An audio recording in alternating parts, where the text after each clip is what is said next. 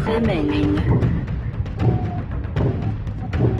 5 seconds remaining.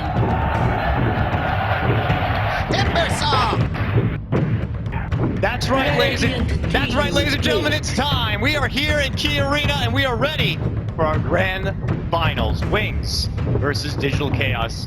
Your grand final drafting panel will be Winter, Black, and Draskell. Gentlemen, where the hell do we begin? Winner, how do you figure out a team like Wings, and how do you stop a team like Digital Chaos on their path? You can't figure out a team like Wings. You just need to go with your heart. Get the feeling. Go full Charlie. That's what you want, right? I mean, I think that the Wings opening, you know, they banned the Elder Titan themselves. They had first pick. They took the Wisp. I think this opening just shows that they're not scared, you know. Winter and I were talking earlier. He said that maybe the earliest part of the game is Wings' biggest weakness, but as soon as mid-game rolls around, they're just hyper-aggressive. They know exactly what they need to do. And DC's response with the Timber Saw, I mean, it's a comfort zone pick for them, but both teams looking to come strong out of the game. Oh, that is his best hero, I think, for Mo. Yeah. Like, in this matchup, you don't know what your opponent is doing. You want to pick your heroes that your players are most comfortable with. That's very, very important for DC. Oh, it's the greatest hero in the game. DC, game 1. Like on top of the Timber Saw just being a comfort zone pick, usually you pair the IO up with like a CK, like a Tiny, like another Strength 4, and it's like really, really hard for them to like play against the Timber Saw because he has so much burst damage against them. And obviously, Cuddle, one of DC's stable picks. It's also, I feel, a bit of a denial here on the side of Wings. I mean, maybe they don't pick it now, but going in the second phase, it's possible to get a ban. Obviously, very good against Timber Saw. Second pick. This is something I was saying that EG maybe could have considered was securing that Sumail pick in the first phase. Wings say, we have the gun, we'll do it in game number 1. I mean, like, they already have a Cuddle, which is pretty good against the Storm, and now they have 3 more heroes. It's like both ways, you know. Like, Storm is good against Cuddle. Yeah, of course, you jump him, you kill him, and it's an Orchid hero, so it's very good versus Timber as well. Yeah, whoever gets like the initiation on is probably gonna like go out and get like ahead in the fight. And in the laning phase, it's really nice to have an IO when you're playing Storm. Obviously, its mana cost kind of increased quite a bit with the Remnant, so being able to abuse bottle and whatnot with the IO is great. Yeah, for Wings right now, initiation, like you said, it's going to be key. So DC in the second phase takes out the Bear Rider, one of the heroes that are very good at dealing with the counter as well. I mean, we spoke about it before. Storm's like weakness is the laning phase. If he survives the laning phase unscathed, then it's like. I mean, that's why you have the IO for that. Yeah, exactly. But DC need to make sure that like they destroy the lane. You do not want to have a Storm free farming against those 2 heroes already. Like he will just cause havoc and he will just like destroy the game for them. Yeah, you want to have Disable as well on top of those 2 heroes. Those 2 heroes has a lot of damage, but you need heroes to disable them. I mean, what is DC looking for here? Like they could go middle in Walker still, which is pretty good. I wouldn't mind like seeing it in Wilker. I wouldn't even mind seeing like talking about Chorus. Even Lion would be good. Lion would be good. Lion Cuddle is pretty good together too. I mean, DC is a team that picked Anti-Mage a lot in the past too, perfect against those 2 heroes as well. Really good with Cuddle, you get like a double blink, you get the recall split push, there's so many things that you can do. And then picking the Storm that earlier we spoke about it, why it's so vulnerable, you have so many heroes that can actually hard counter it. Like Brave, like Wings is really, really brave. I feel like for DC, it sounds like a bad pairing of supports on paper, but if you look at Wisp and Storm Spirit, Disruptor seems to scream out to me. Is that just a bit too far-fetched with the commitment to the Coddle? I think it makes the lanes very weak, I feel. I mean, sure, you can have the Coddle in the safe lane spamming Blast 1, that is fine, but I think that Wings would be able to punish that already, because they've only shown really what their middle lane is going to be, and I think that IO pairing with the Storm is still fine for them. I mean, we've also seen Storm safe lane a couple of times. It's not like as good, not as popular, but definitely possible though, and definitely Wings can run it. Like if any team, if anybody Wings. would, yeah, it would definitely be Wings. Yeah, so like you will never know what Wings does until you see the last pick. I mean, Night Stalker could also be good for either team. Like Vision game, like Night Stalker is good on the Storm's team. You want to see the enemy. But DC less likely, right? I think it's probably probably more on Wings. Yeah. You never want to pick a Night Stalker when you have a Cuddle. It's like completely counteractive. Really good ban here from DC, taking out the Nyx. Obviously, it's very hard for them to run it themselves. It counters Timber Saw and Coddle to a certain degree. Oh yeah. So it just destroys both of them. Very good. I mean, I'm sure Wings is also happy that hero's not a full damage. Yeah, but they kind of had to ban it, right? Because I think Wings would actually have been able to pick it, whereas DC can't. Yeah, and with DC could, but we really doesn't like playing Timber Saw at all. It's always Moo's hero pretty much. You know when they pick Timber, it's gonna be Moo playing it. Whether it's safe lane or off lane though, DC really likes going aggressive tri lane. So you never know whether they actually want to play it safe or off lane. You have to take that into account as the draft goes on. they definitely wouldn't have picked Nyx. So you don't think support Nyx would be possible if they wanted it? I mean, Nyx Coddle is kind of like weak. You don't really have like roaming. You have like no aggressive potential at all. I think. Like some games I saw, like yeah, especially the EG game where they ran Zai on the Nyx, he was pretty successful when he was roaming. I mean, it's not reliable, but it could be done. I mean, it definitely can be done. It's just I feel the laning is gonna be a bit weaker, and we spoke about how you kind of need to dismantle wings during the laning phase because once they get together as 5, the team play is just like amazing, and it's really hard to tear them apart. And then you're going all in on a mid-game timing, which I think wings are more than comfortable with. So either would be very difficult. Banning out the Naga Siren, obviously both run as core and a support. Very strong hero in DC's repertoire. I'm still really curious what they're looking. You need some disable now, right? For the storm. You need something do to need be able to lock disable. it down. Like, either disables or like hard birds that they can like ruin the laning 5 phase. seconds remaining. Yeah, Lion seems to be a really good candidate for that. I know I mentioned it before. Like it's one of Misery's like very comfort heroes as well. He loves playing that hero. And there's Bane. Bane can like dual lane middle pretty comfortably. Like 1 plus Bane is really good against Storm plus IO. Man, Bane, what happened to him? Man, he's gone, man. He's long gone. He's not scary anymore. There's too many ogres and elder titans walking around, I think, for Bane.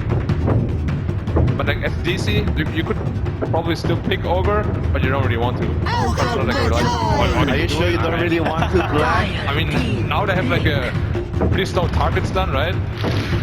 Like, Yeah, but still, you need to win the early game. Like against Wings, you don't want to just let them play their early game and just snowball you in the mid game. Everybody clapping along with the ogre right there. He's feeling it.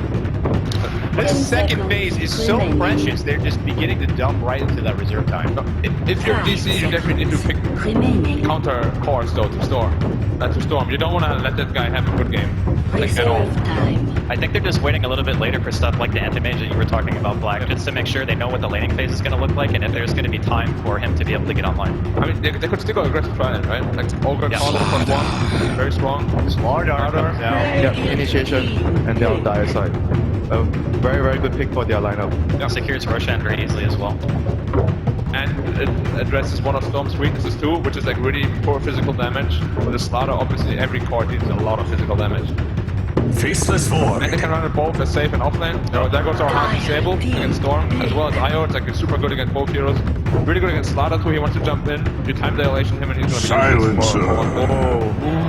Quick to the silencer is Wings, which is that instant combo breaker to someone like a Faceless Void. The other thing you can do is you can global on the relocate. So instead of it like going in and potentially having some counterplay, you can just get the kill and get out. Look at that initiation from Wings. The Storm, the relocate, the 10 Slaughter. I mean, seconds remaining. DC has to be grouping up together pretty early in this game. They don't want to be split up against Slaughter and Storm and the Silencer. Remaining. Yeah, like they can jump anyone, just global silence, and they get out. Like the heroes are really mobile, really fast.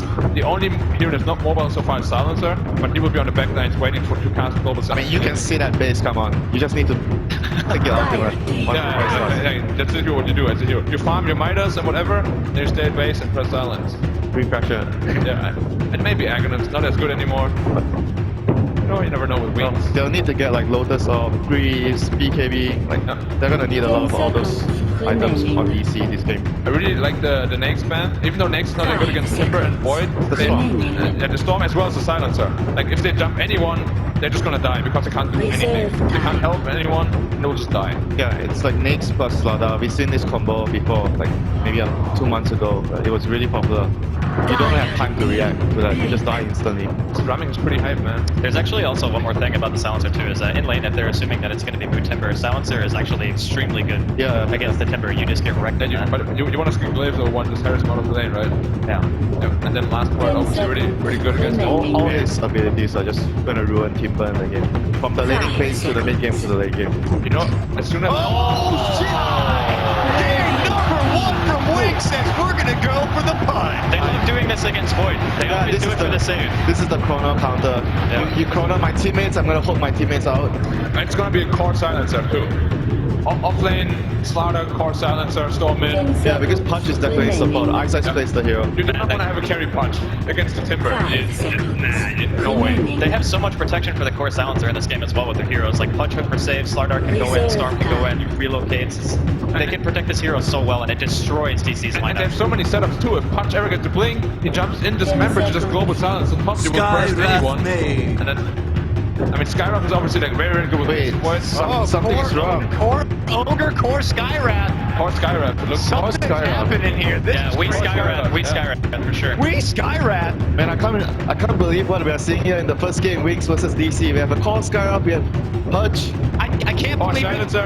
But I can also believe it at the same time, gentlemen. This is going to be a hype grand final, I can already tell. It's game number 1. Let's throw it over. Ladies and gentlemen, give it up for your grand final casters. It's Toby One and Merlini. Greetings, everybody! This is the greatest game in the Dota 2 year, the International Grand Final.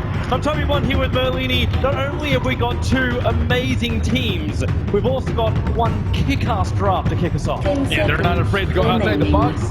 Pudge, Core, Skyrath, we haven't seen any of this on the main stage. All of them got thrown to the wayside, but we're expecting random. Like everyone's been describing Wings as this all-random team. You never know how to play against them because you never know what they're going to pick.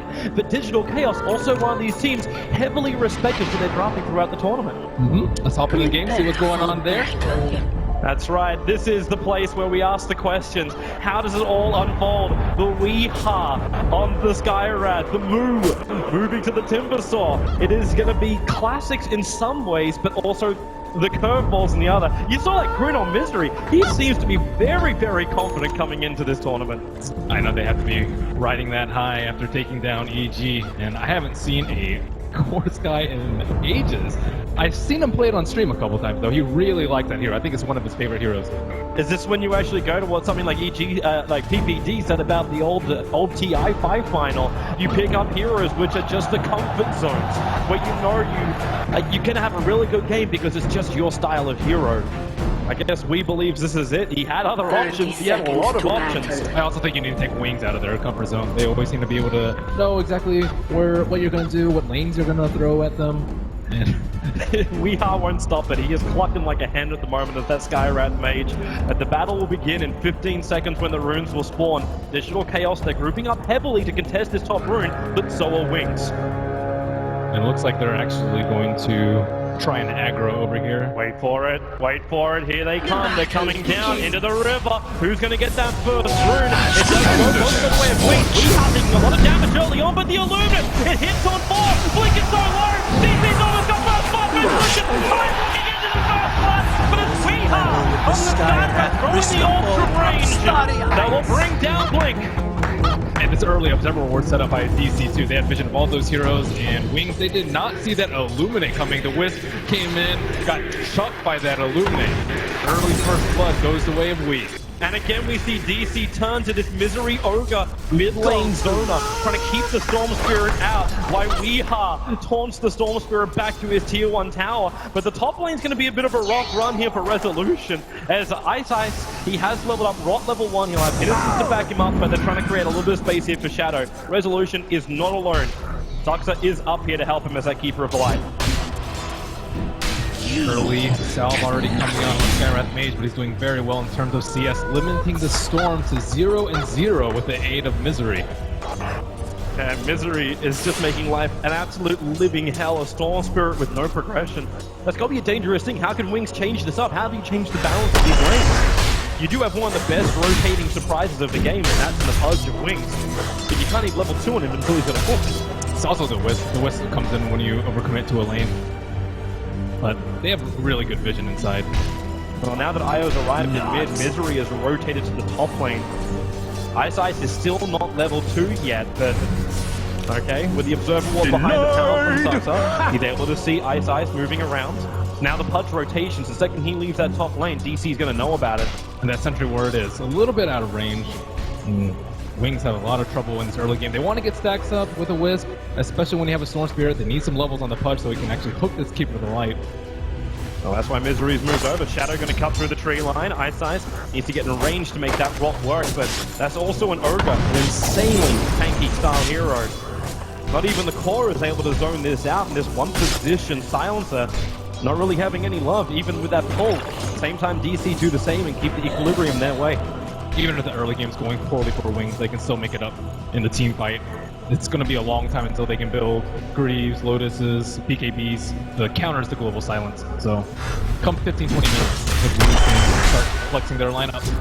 Bottom lane Faith dropping very, very low. We haven't even really had a close talk about this bottom lane, the Slaughter versus the Timber. Right now things seem to be pretty even on the CS board, but how is this lane meant to progress? We actually see Timbersaw not going for a Quelling Blade here, and this is why Slardar is able to actually overcome him in CS. It's very low on regen on the Slardar, but you expect it to go slightly Timbersaw favored. Well, if Moo can have that, he's going to have a really great transition into that mid game. Maybe be online by the time Wings are ready to fight. One of the best runes for a Skywrath mage with regeneration. That's definitely gonna win the lane for him. Yeah, that's just gonna spam out the Storm Spirit, and he needs a second option. At least Storm, I don't know if he really wants to start farming up inside of his own jungle. There's actually a couple of stacks prepared. So maybe that's his catch-up, use the remnants. Yeah, they also need to get levels on the Wisp. Wisp might need to help him out with like a bottle refill to deal with this constant spam from Skywrath Mage. Well, the lanes have settled down after that first blood in the river. We've had 3.5 minutes of peace. But on bottom lane, the first big rotation is actually going to be Las Vegas. Innocence coming down to help to gank up Moody. He's got 1 point up into the danger. He's got a way to get away from this, but then the movement speed. Crush off cooldown in 2 seconds time. No support coming in from DC. The Crush will connect with Moo. 10 reactive armor charges. He's so tanky, the body block has got enough relative back there. Almost the chain away. They're under the tower. There's no matter on Moo, but Faith, he might be in a little bit too deep here. He needs a way out. Crush is available. Where's that tether? It's off cooldown, but the Crush is going to miss. Here comes the tether. Moo's looking for an opening. Remember, he's got no mana, no mango. And that means he can't find the kill. Faith dives deep, but does not kill the move. I really like how Moo baited out that Crush there, just ran right outside of the range. The Wings trying to make something happen in another lane. And no TPs, even from the support. So they're comfortable in Moo being sacrificed out there. I'm wondering if he asked for anything, and DC's like, I'm sorry, man. We gotta hold this top tower. You survived that gank, and DC gets so much more. The top 3 CS is on the board. The lanes are looking fantastic. DC to start with. They have a small advantage, and now they might find a bigger one. Ice caught out. Rock denial, not possible. Misery gets the last one. One bright side for Wings there is that they did drop 2 sentry wards on the top lane at the same time. A little bit of miscommunication from them. And they won't be able to get that fjord on that ops. So Wings, is this repair zone now for them, or are they still comfortable with progression in the first 5 minutes? You don't want to lose the lanes this badly. Look at Sky CS compared to the Storms. 29 versus 11. They were neck and neck at 1 point. This looks to be the reason why they're rotating up. So Faith Beyond as well as Innocence. Looking towards Weeha. Weeha has been very cocky in this mid lane, going over the river, and this is that kind of moment they were waiting for. Faith runs in, they'll get an easy crush, Innocence to help out with the Wisp Spirit, playing the Storm Spirit. The magic I saw it so. He burned the Raptor out of Blink! And now the 1-1 trade-off, but that was a heavy rotation for Wings, the time committed for that. And it's still a 1-1, the mid for mid. And the Ogre staying there in the mid lane, really taking its toll on the Storm Spirit. He's not even close to level 6 at this point. Would really like that before they make that rotation. At least they finally get a kill. Innocence is back on the stacks. And you're already seeing the TP coming over, and Blink, yeah, he doesn't want to go anywhere near that mid lane for now. They have to clean up these stacks inside the Dire jungle in a bit. But as we say that, DC is already moving into that area, though it will be under the eyes of the observer. Ice is thinking, yeah, he feels like he's got an opening here. While Resolution was farming the camp, the Dire Observer was still sees quite nicely. The rating of and Sentry is too far away. Now Ice moves over, off the hook, as she threads the DC needle, and they have to turn with a rod. Ice starts up, he'll deny himself with a rod. Starts up, he's away. Back behind the T1 tower. Got a couple of stick charges up his sleeve. Resolution also with Time Warp and stick charges now. Back up as far as they can. With Resolution, the ball slaps into the tree line. And the glaive is not enough damage. But it is! The darkness. The last word was had by Wings.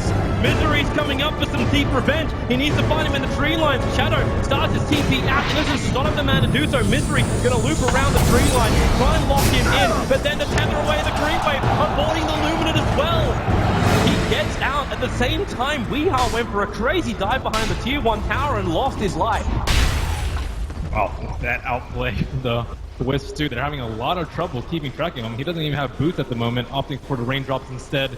Might have even lived from that short charge Illuminate. And now TP on the top, auto refill on IO. They're doing well in this early game now. off the back of the rotation of the Wisp. They really need some more hooks from Ice. You know, it's that same thing we saw from the Wings Punches previously. Never really felt his big influence inside the game.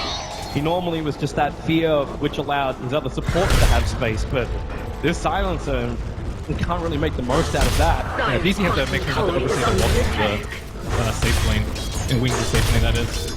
A lot of times you see the 3 heroes just stay there way too long. They cleans up like heavy rotation from the mid laner. But Storm, not having a good time. He's also not gotten his kill runes. Last 2 runes, haste, double damage, going to the way of the Skywrath Mage. 8-minute rune will be a bounty for Storm. So again, no joy on the rune. There is a lot of joy to be had in that bottom lane. DC, Moo is just having a great time as he comes in close over on the slider. 2 points up in Timber is available, but he's not going to play that game as on top lane. Oh, Keeper of the Light gets caught out. Finally one of those hooks. Yeah, it's about to be that time where they need to maybe ditch this or reinforce it with the help of the Moo Timber or force to help out the other lanes, and that's why you see the Timber out of control on CS. I have to find a way to completely shut him down at some point, or else Moo's going to do what Moo's done before. Huge win rate on that Timbersaw. Man, the 8-minute rune was there for quite a long time. Haste for Sky. Nice thing for Weehaw if he wants to get aggressive. Also, nice way to chase the Storm Spirit, who's only got maybe 1/4 of his mana to heal. Weehaw gonna miss the Mystic Flare. So some decent damage to the Storm Spirit. Wow, okay, doing more than decent. It was amplified by the seal to start with. Is under attack. But Blink, this is just not his game. Yeah, they got rid of a lot of the raindrop charges. Move going in deep on bottom. Yeah, face so low, but confident enough to stand next to his own tier 2 tower. Doesn't want to back up completely. Wants to make Moo a little bit more fearful of being between the tier 1 and tier 2 tower before even the 10-minute mark. And because he's doing this with a creep skip, it guarantees the early tier 1. Dire's structure. And the help comes in on Toddle. Dire's bottom tower is under As we say that, attack. Blink and IO. Can they jump this? Moo still the application. Face double damage. There's your first jump. Right to start with. No warning for the damage. And maybe that was the back, but then the pivotal. Chains up the darker damage. It's on the Mr. Lizard. Be careful. But they find the kill before he pulls it in. Sakla just ditched him right there. I think with an Illuminate, he would have been able to get a triple kill right there. Dire's top tower But is under attack. Moo, that's the right. Try to do what he could. He almost made himself instead a triple kill. He just needed more time. But it wasn't available. Resolution. Walking right next to Shadow in the tree lines. He doesn't know. He came so close, you could probably smell him. Unless he goes around the corner of that tree, he still doesn't know. Shadow, cloak and dagger stuff, but he'll need help if they want to defend this. Innocent still doesn't have level 6, so there's no help coming there, and there it is. They just back out. Get TP of the Shadow back to base. All that time wasted actually could have been done to the damage done to the tower. That 300 HP and need a little bit of help from Faceless Void. Also Shadow going for a little bit of a different build. Arcane Curse would have been potentially pretty good versus spammy heroes like the Faceless Void, the Sky, and Timber, but opting to prioritize the last word so that Timber can't run away, Faceless Void can't cast Chrono, and just overall a little bit better synergy for their team fight. Little extra control also arriving for Wings as Dismember arrives, the first time being used on the Pudge. Really trying to make up for those levels he couldn't achieve on the top because he just had to hug the back so close. But DC have had so much control over Wings' jungle with another deep Observer Ward as they finish the T1 on top. Wisp just closing in on level 6 should get it after this camp. And starting to eye where those relocate ganks will happen as Ice pushes in the bottom lane. Yeah, he's wanting to prepare on move. With the implication he knows he's going to get the hit, the chain up. Ice still waiting for time out. Oh no. And not enough mana for a Hook Dismember, especially with the level 3 chain on the Timbersaw. Dire's middle tower is But under attack. Y and Blink are ready, waiting for the opportunity. It could be on top if he uses a defensive Global Silence. That's where DC is headed at the moment with a 3-man smoke maneuver. As we'll have ourselves, just a quick pause. Nice start as far as DC feel like it was a good start for them. Overall, it's been moving between 1,500 net worth going the way of DC. But Wings, they've repaired a 2k deficit in experience, dragging it back their way after what was a bit of a harsh start in the first part of the laning. Can't believe that guy got into 10. Who'd you vote for, Toby? Fire! Who else?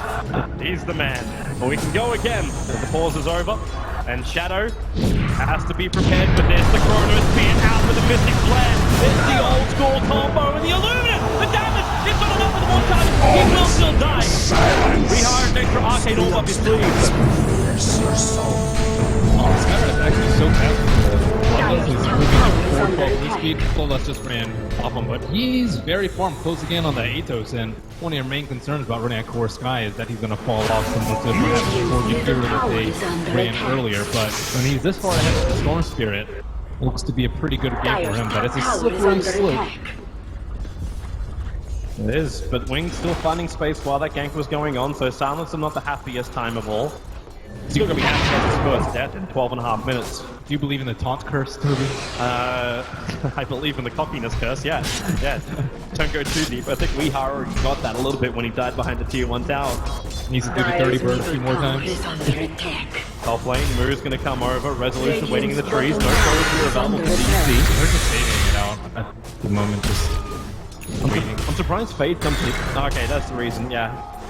He's already got that early Blink Dagger. With Tranquils, it's a little bit more. No early stat item further on Fade beyond. And that Observer Ward will not catch wind of the Slardar nor the IO. So they are still blind. Although, you know, Silencer farming out alone with threat of relocate. The team actually came out. They think there's something going on here. DC's rotating support, but it might be too late. Misery taking heavy damage. Multicast not enough to save his life. And now Resolution is the time walk back to the tier 1 tower. Wings did such a good job of evading vision of that Observer Ward, but without Chronosphere up, I'm not sure if DC can fight here. Time dilation, Global Silence comes out from Shadow, making this very difficult. Face beyond, blink forward, Sun's over on Resolution, with the Timber Chain over, they need more damage, Resolution's gonna go down, the Illuminus, takes the back of Face, with the Timber Chain forward, Mood bringing the damage, but it's still not enough. Face beyond, into the tree line, blink, he's got it, he's into the tree, Shadow can TP, the Hog away, keeping it going, all the way home, it's found Hawking T8 Exile! You still got back with the relocation, Innocent will have to give up his life here. He lost a whopping 4 gold from that already purchased his earn right before, and I don't know how Wings managed to make it out of that one, but that was a very fast Global Silence from Shadow right as Moo went in. As we can see, like, he can't do anything during the Global Silence, not as of yet. Faces Void going for an early Blaz, it seems. Diffusal Blade is normally the build, maybe a little bit later on for the Faces Void if you want to counter the Global Silence. Timbersaw still has a long way to go until his Bloodstone, then maybe a Yules or a Lotus to deal with it. We see now how DC love to push. Second Global Silence goes down, they know they've got the advantage. They've got Chronosphere up as well, so they attack into the tier 1 tower. They can keep going unless Wings want to try and fight them. Not there. Maybe it's a tier 2. DC, they're going to keep going. They need to take it easy during the Chronosphere, and Pudge has to be really quick with this hook during the Chronosphere because Skywrath does insane damage, especially with how high level Wii is. He doesn't have level 2 ulti quite yet, but the response time has to come within half a second. Nice deep ward down by Zuxa. Looking deeper in, Shadow. Well, easy TP out of the top lane too. Moo can't cancel that, no stuns. So Yule Scepters for this Timbersaw. They use a dire scan near the top room, so they might die down here. Well, that's one way to... Oh, he missed it now. It's one way to deny a catapult. But look at where they're setting up. Global Silence coming off cooldown in just 10 seconds time. We in very deep. Fate doesn't have vision of him now. He will. Monster jump forward. Skyra's made.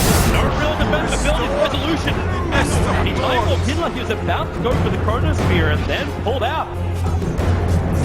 Have to blood rooms again for taking all these fights outside of DC's vision. They do have a ward in this ball lane coming over. That Observer was D's face. High side still on the back line. Maybe that saving grace. Blink right. Misery now hooked down.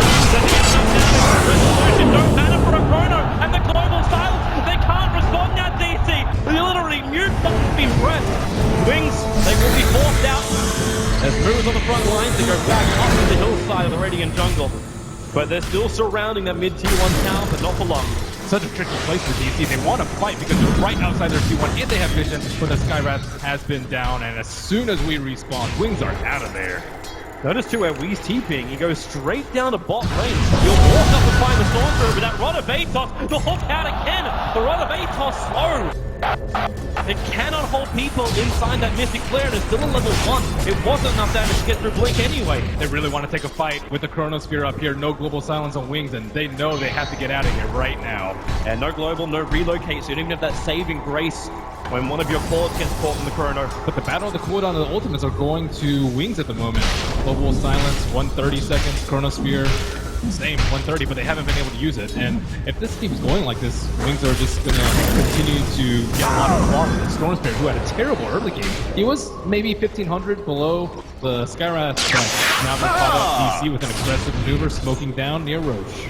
You wonder if it's one of those lanes again. Like, Yukira's really great up against Medusa, but what happens after you hit the 15-minute mark? Like, how is this Skywrath mage keep doing work?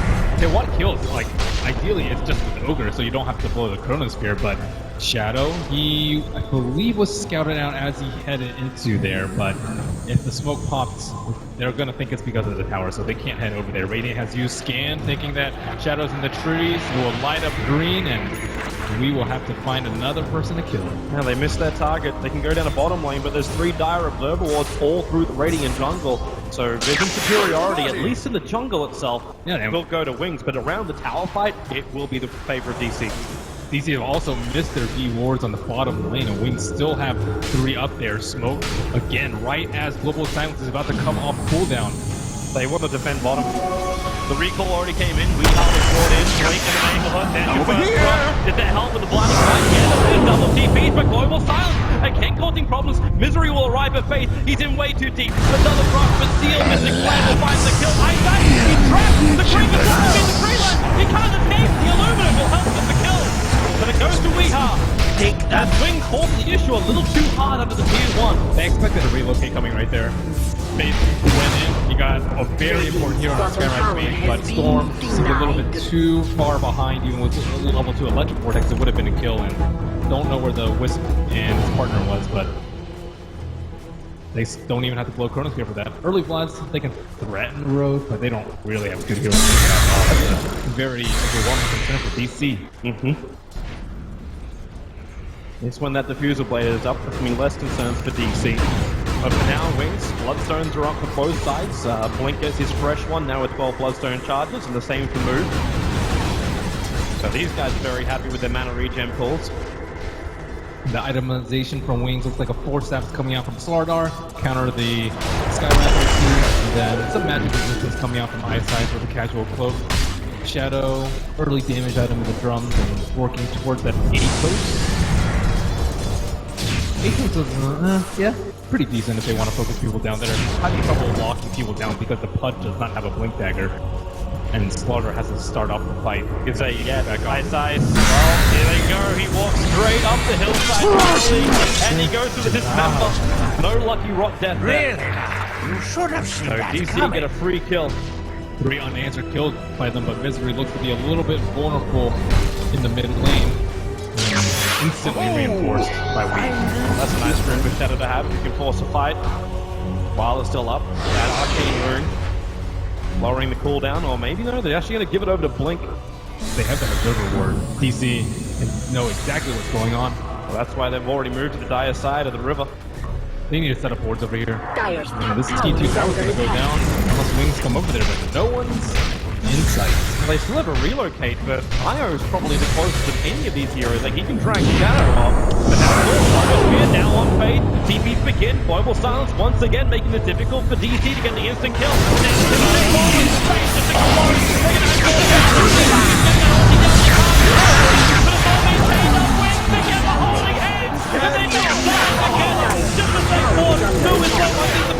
Chains away, Wings, they buy back on Faith. They need a good crush out from him. Look at some cooldown. He'll find something over in the tree line, so he'll take a fall too. I will drag down with a tower. Still a costly fight for Wings. If they lose the tower, they have to buy it back on the Slardar, and it's going to be really slow on his progression for that Force Staff. Faith, Blink, crush, place resolution, so he will deploy in a second. So he'll time dilate and then run away.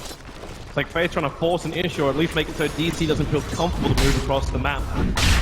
They had a lot of trouble breaking down Wings, and it's going to be even more troublesome as he picks up his Yule Scepter. He managed to get his Mystic Flare off very early on into the fight. And he doesn't have any armor, so he should be taken down a little bit more easily. but they don't really have too much physical damage to complement the Amplify. What is any kind of armor item that the Skywrath Mage will want to pick up? We see Veil pretty commonly on Skywrath, probably the best of the worlds, but Eul's is likely much better to help him out against Storm Spirit in an instant cast so he can get out of the punch. Oh, the smoke. Wings have not caught up. ISI's will break it. Do they want to go on him? Roshan's not dead yet. They put the Timbersaw on the front lines. Digital Chaos trying to find that quick opening. Shadows nearby. There is no global sound in trouble. Blink is down. He'll commit suicide with a blood turn. Coming back in 10 seconds, but 10 seconds may be too long. Shadow will go down. Into the 10 degree. The people fails. He didn't get him out in time. They can hook out the Wisp though. They can hook out the Wisp. That's the only play that I think they have to perhaps save them. ISI's standing too far away. Now he's going to come down close enough to it. Innocence, the sun's there. ISI's holds the hook. Instead, they may try and contest Roshan. Stormspirit very easy to jump in, but the Observer Wards up for both Gaia and Radiant on the cliff side of Roshan. Here comes your first hook. They try to do what? They got the President. Resolution! He hit the money right here! Chain forward! Wings! Where's your extra damage? Resolution will keep chasing down after him. The also erupting his face out of it. And move. Still on eyesight. They're going to go face first. He'll drop down. And they get them all. Wings. They had 5 feet. Time to fight through 10 of the grave. What a god, big warlord here from Resolution. Wings thought they had that advantage with the high ground Observer Ward, but DC is sneaking Observer Ward from inside the pit. Wings think they're safe over there. They think they're under the cover of fog, but I also really like the positioning of the melee heroes from DC. Resolution was standing to like the north side of the ring, and each button throughout the boat, you can just run around with the Chrono Spear and getting hooked instead so that Faceless Void can do what he does best. Well, they give the Immortal over to Weeha. As we take a look to the tier 2 tower, a lot going their way. Global Silence is back up for Wings, so they do have that strength in the team fight. 50 seconds for a resolution before Chrono is up. And remember, still DC want to fight around the timings of these big ultimates. And Wings, they want to make sure if that Chrono is down, they have Global Silence up there looking for kills too. Something which we haven't seen from Ice. This Pudge has been more like a get out jail free card. If you can stay in the right position. They've been fighting a lot. They haven't really been in a vulnerable position for Wings to kink them with the reload. Ice, he found Moon, reload comes on the way. They've got extra health, and Moon's gonna pop. Could not deny himself. He's actually in the neighborhood. Might try and find a revenge kill. It was a relocate in, so he knows there's only be one hero left. And it looks like Ice the mentally have a single point up in Fledge Heap. Will tie to the magical damage of Weed. While on bottom lane, Global Silence helps kill a Void, so tit for tat between DC and Wings. DC has to be careful not to give up too many kills. They actually gave the Aegis the Immortal to the Skywrath instead. Maybe thinking that Faceless Void not terribly useful after his Chrono Spear is done, we being the biggest damage dealer on their side. They might still be really concerned that we could just pop way too easily. Don't have him there, so hey, give him a second life. I think you're more worried about the Faceless Void dying first in the fight. Timbersaw has enough Bloodstone charges to be almost instantly recalled into the fight. Faceless Void, if you don't have Chrono Spear, you're actually pretty likely to lose the fight. No trick to his item build on the Faceless Void. He went for Manta style as opposed to finishing up with a Fuser Blade. That's fine. Most of them get out of Global Silence one or the other. It's also really good to counter the Pudge Hook. As soon as you get Pudge Hook, you Manta style, the cast time of the Time Walk is not instantaneous. So it's an easy way to get out without having to rely on your team to back you up. Ruben also brings him damage of his own, going for that Yule Scepter we're talking about. And Storm also picks up the Yule Scepter. More likely than not to counter the Skywrath, Silence, and Ultimate. Give him some way to jump in and out. Some time to regenerate, some time to think about the fight. But now DC, they're the ones holding advantage. They're coming in towards the mid lane. Towards the tier 2 tower. Chrono is up, basically everything apart from Global Silence is up. That's 42 seconds still on cooldown for Wings. Basically has some momentum on the bottom lane. Might make DC think twice about going to the tier 3s. Dire's middle tower has And fallen. that's exactly what happens. They're going to back out. New items from DC, we going for a very early game style build. Atos, Jules, and now a Blink Dagger on the Skywrath. You can get on the back line and kill that Storm Spirit, or sorry, kill the Silencer. He doesn't have a way out of the Silence right now. He is the easiest target to kill. If he gets the Ancient Steel on him before he can pop his global, I think Wings lose that fight tragically. Well, you need Silence to have some kind of way out. Or just good positioning too. We initially thought it was going to be a support silencer, but core silencer very vulnerable without BKB. Sometimes we see Shadow Blade come out from him, but might be a force down at the moment. Everyone's getting Yule Scepters. Faith just finished is his. DC. Are they going to find anything with this, with a 4-man maneuver? And they're smoking at the same time as Global Silence is on cooldown. And looks like they are going to show the Timber Cell in the mid lane, but they can easily recall him to the fight. Dire's use scan, they know exactly where they are. So smart from Wings. They see it coming, but how do they react? They need an observer ward. They actually can't TP out Blink. Blink is walking so far over that he can just jump, and there she goes into the tree line. The heal is up. Yule Scepter will dispel it. Global Silence, the resolution drops the Chronosphere. They wait for him to hit the ground and then burn him in the light. They knew that smoke was coming, but he didn't jump that far. I'm surprised he actually went to the right side instead of left where the rest of his team was. It was just the TP being on cooldown. Maybe he felt like he had to jump all the way to the tier 3 tower, but he had to close the distance to do that. Perhaps, but if you just go to the left side, you have the observer ward there. You can hide, pop the smoke. And it's a Blink in, Yule Scepter the draw! Hit the ball! Resolution! Almost back to team more down! He'll find more down! Misery trying to save him! The Aegis, he wanted to trigger the Weehaw back up again! And they're gonna burn down the Slaughter! He stormed into the base. Ice can't keep the fight going for Wings. Unable to latch that hook, but it's still Shadow finding a double kill, repelling DC. They wanted to go in that small window where the Storm Spirit was still dead. But haste brings mistakes. That does. The tier 3 town takes minimal damage. With every one of these kills as well, just a little bit more of that intelligence of DC gets stolen by Wings. Up to 16 now on Shadow, slowly buffing him up. I'm not sure if Wings can take large-scale engagements at this point. They still need more items up. They're pinging out the top. I think Ice wants to go for a hook. They have a relocate available from Innocence. Trying to make use of the last couple of minutes of this observer ward, but DC are grouped up far too much. And things are going to get a lot easier once next daytime hits. Oh, the observer ward. They see Blink. He's walking straight into Misery. The sun is the Mystic Flare. Yule Scepter up. Is there a relocate save? Yeah! No! Innocence! It's like he grabbed onto him, but not strong enough to pull him through the void. And now he's coming back in 3, 2, 1, and goodbye, Innocence. He'll spend his money before death, both mech recipe as well as monster recipe. The Sorcerer has died 7 times this game. We is just crushing him at every turn. May actually be on 1 Bloodstone charge soon. He's down to 3 Bloodstone charges on this Storm Spirit. Oof. And now he's building an item which you normally get when you have momentum. He's going back into the Orchid after Bloodstone and Inside, and Mystic Flare doing some work. He'll survive. The Glimmer Cake keeps him invis, and Face looking for the crush. He misses that resolution. They already found one. We have import inside the Chronosphere. Trying to kill the Sparta. Shadow will move over. Can they find the kill? Yule's up from Sparta. They'll go again up and towards the air. Shadow still wants his kill over on Weehaw. Faith will drop in the meantime with the Rod of Atos. The curve, it should be enough with the Yule Scepter. Dispel. Shadow's running out of mana. The blink out. Weehaw keeps the back point. Resolution for the time. A double kill for Moon. And Wings tied it to the end of the earth in a stiff breeze. Another phenomenal play coming out from Wings. Such an unlucky miss uphill as Silencer was going for the finishing blow with the amp damage still on Sky, but he is styling up though. They look for more. Blank having to ball line himself away from Moo. DC is starting to roll with the punches. It's going to be even more difficult to try and repel them as these early game items with this really strong mid-game drop. Hitting his mark from DC. We've got the Fusel plus Manta up. They've got everything to deal with Global Silence. Even almost a Lotus Ball buff for the Timber.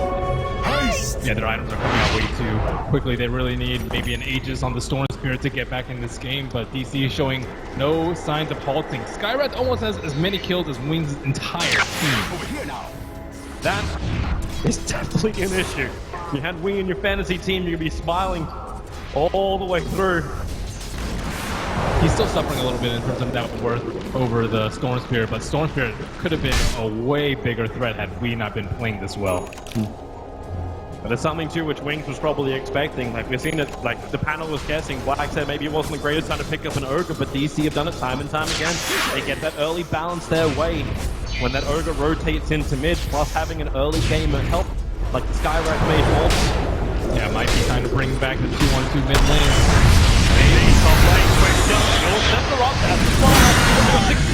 Okay, but time took the anything. He didn't even have a chance to trigger it off as Moo finds the kill. No chance. Yeah, no chance, definitely chance though. It's not a Moo you're hearing if you're listening back at home. That is all for the Moo. As now the Hall. Nice sight. Unable to hit that reactive armor. Misery still needs to be recalled if they want to make this a Dire's top tower five-man is push. under attack.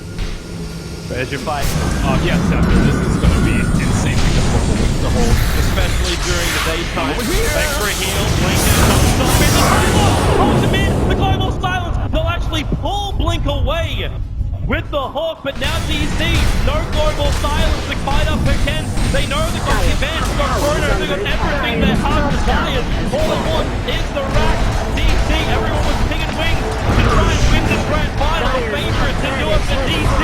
They will be the first to claim the full set of racks on top. Mortification from Wings is slowing this fight down. Eyesight looking for a good angle. Blink jumps in. They don't have the opening just yet to smoke the hawk. It actually drives the Slaughter out of his front. They still know they got more than long. Blink all that down. Outside the corner. Something goes in. He can't hold it out in time. They'll have to hold in. They have to back up. Up the team more power.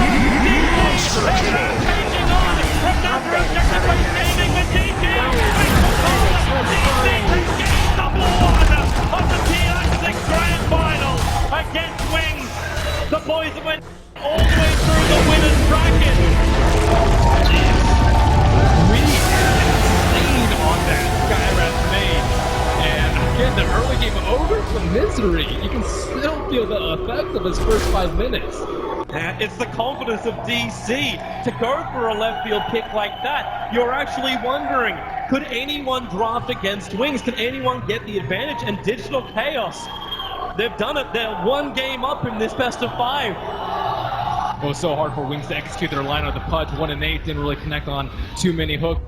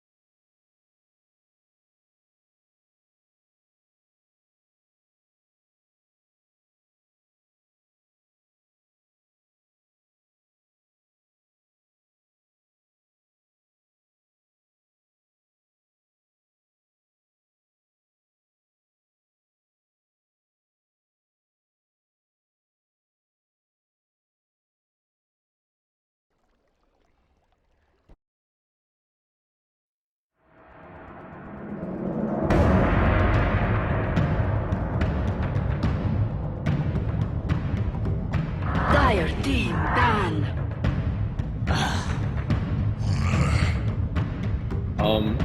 I mean, for me, Misery's been not only just the captain, but very much the playmaker. Possible. That last game didn't really work out for him so much, but I think you still want to be able to enable a big playmaking support, actually out of both sides. And in terms of their mids right now, how do you think they're faring up in the first game? I mean, Blink was pretty inconsistent last game. Like, he was obviously countered in many ways. That was going to be a tough game for him no matter what, but it just seems like Weehaw has built up some momentum and playing like beautiful Dota. Blink has to match that somehow. Otherwise, he's got to get help from his supports. Okay, it's a quick 10 seconds. Final thoughts? I should listen to my heart.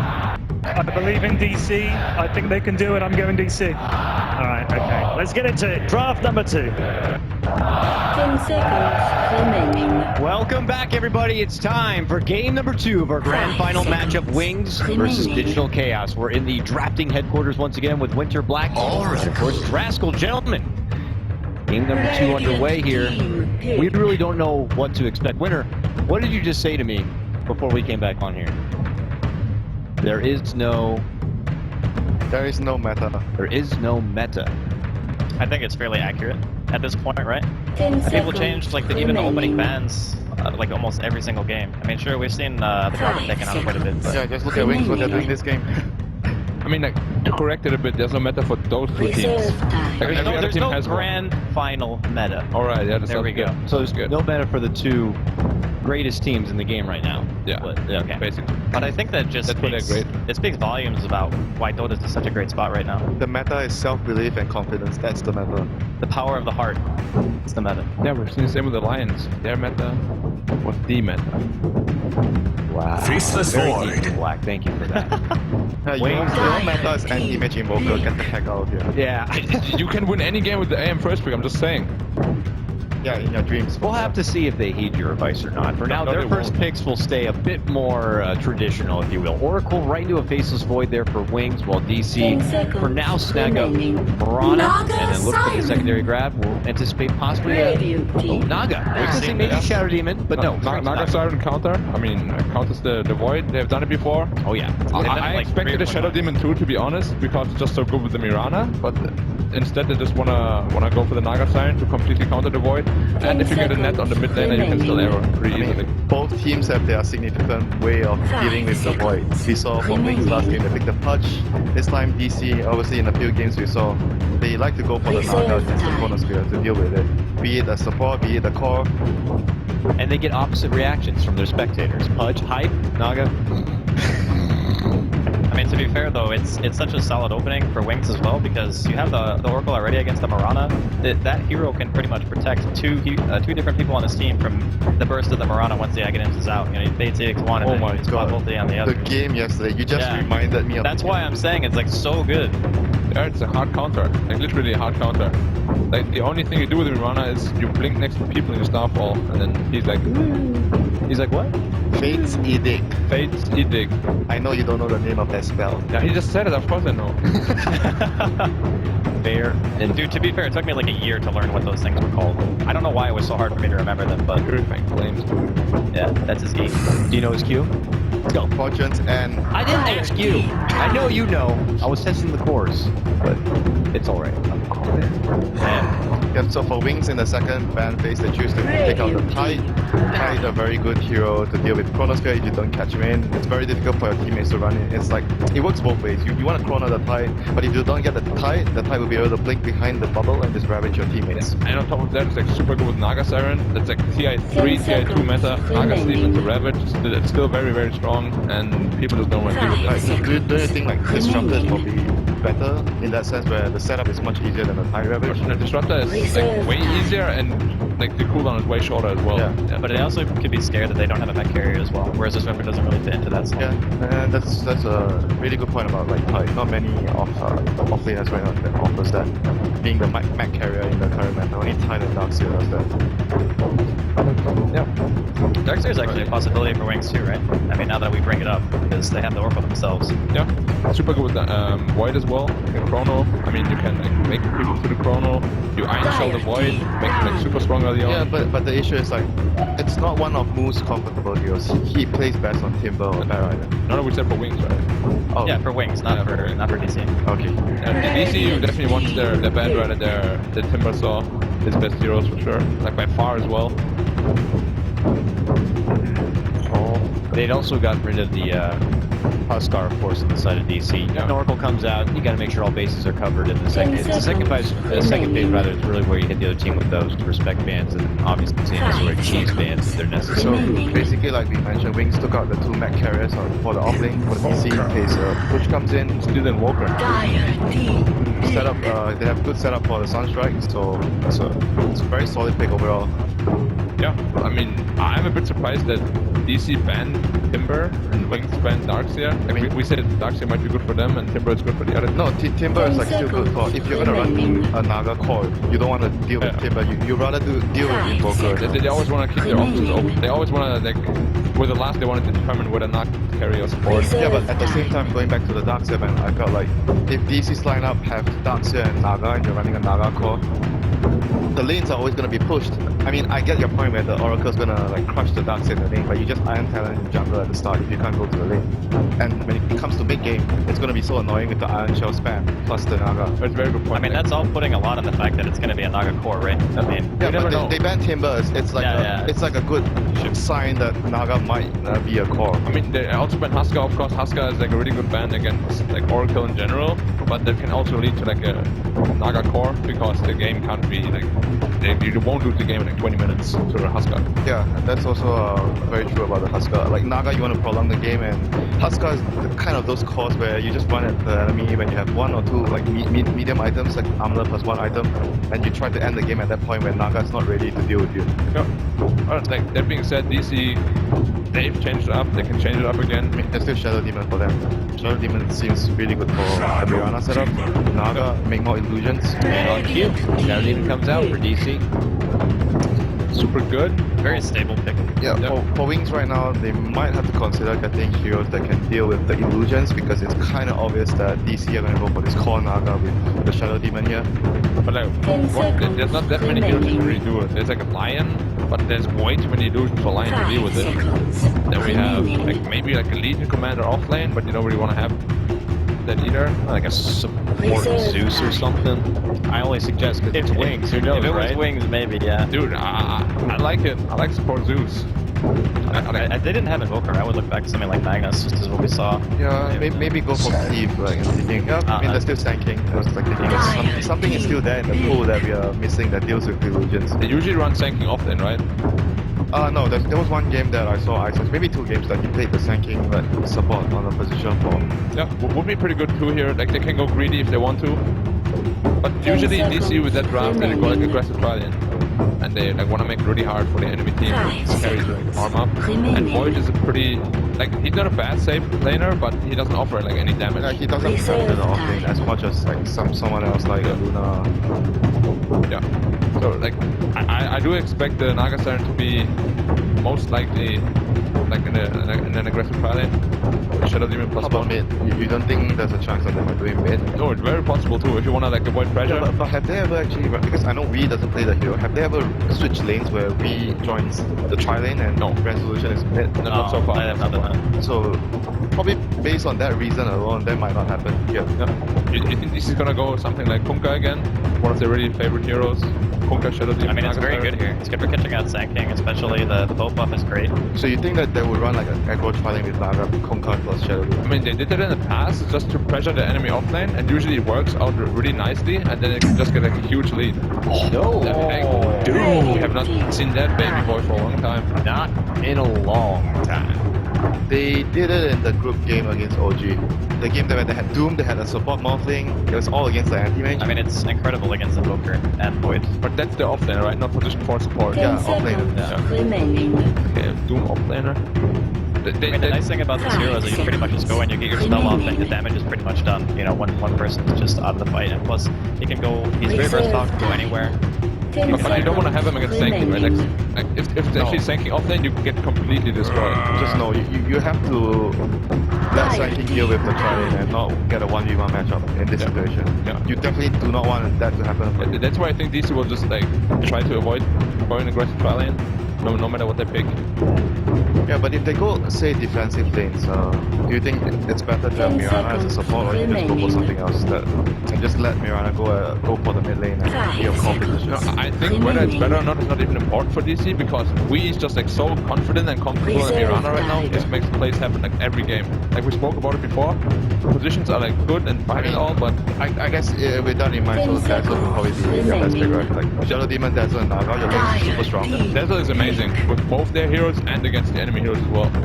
Yeah, when they're trying to focus you in the bubble or the Sand King power strike, you just have the Grave to bail your teammate out. But that being said, might still be a support Naga. It's very unlikely, but you know, DC, you never know until the last pick. Yeah, I guess so. And support Naga does have it. So it is support Naga again. Alright. So aggro challenge. Like, I don't like this for the single reason that if it's offlane Sand King, Doom is gonna have a very, very hard time. Yeah, but he's always good at recovery, right? Like you have Devour, you can Iron Talon, and plus you pretty much. I think you think it's worth it though for that. Yeah, and to give Sand King a free lane though. He can still be the mech carrier for the team as well. That's another thing. But do you want to give like the only real playmaker of Wings like a good lane? Like if that SK gets like a super fast link, he can turn those fights around. I mean, it's going to be a trade-off for sure. But I think DC they can still make it work. Yeah, maybe they go defensive lane as well. So I'm not sure. So that's probably Slaughter support Sand King. Offlane Slaughter then. I mean, in that 1v1, I think Doom's fine. Now I like it way better. Yeah. Like if they go aggro now, I actually think they're favored. Yeah, I'm going with DC. Yeah, you guys too. Same. We'll see if DC are going to be able to move ahead 2-0 in this best of 5, or if Wings are going to be able to match things up 1-1. Let's send it over to the sidelines right now where we got our casters. It's going to be Toby1 and Merlini. DC versus Wings. First these guys break the meta, then they make the meta, then they break it again just to give us a new thing, a new spectacle here on the main stage. The Doombringer pickup, now out for Digital Chaos. Ben, thoughts? That's Moo's signature hero. That's when I first saw Moo. I was like, wow, this guy's really good on a hero that wasn't super popular at the time. I think it's one of his best heroes. Similarly, on the side of Wings, we have the Invoker for Blink, which is what they won ESL Manila with. Well, can't wait to see it.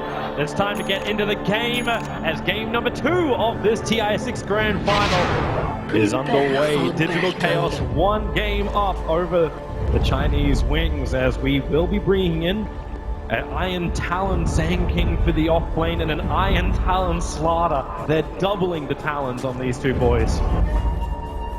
It's going to be tough for them to stay in lane. Yeah, double Iron Talon. Yeah, they're actually right off the bat. They're actually doing this. And DC have already placed on the reward on the high ground to make sure there aren't any Iron Talon shenanigans. You wonder, like, do they come over and contest this as well?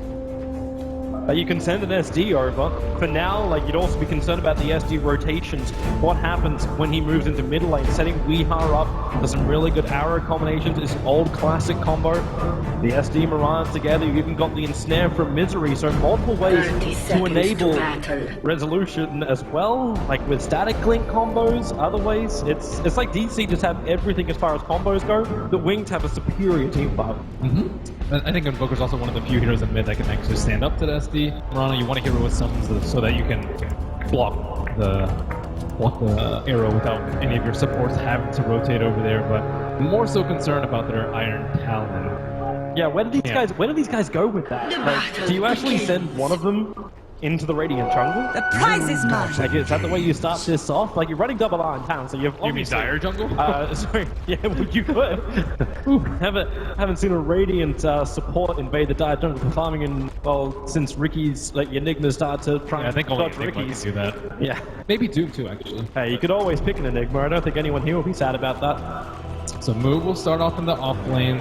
They're just safe lane, tri lane. Yeah, so nothing unusual from them, and the dual off lane from Wings, so... But, you know, they're starting off Wings, they see that 3 heroes up, they expected the aggro. Look at the quick rotations too. Move walks all the way over, gets hit by the crush. Highlight the bonus rush. Shadows on his way in, while the static link up on the top lane, they're battling there. As Innocence makes a break for the tree line. There's Moo who's trying to escape on the bottom. He actually devoured a Centaur, but a 3-man stomp and trying to reach back to his own tier 1 tower. Won't happen, however. Innocence still alive on this top lane. I do not know. He's had so much damage, stolen Misery. He hasn't even leveled the building. Now he'll level up the Ensnare, but what help is there? It's only that one range streak, and he actually...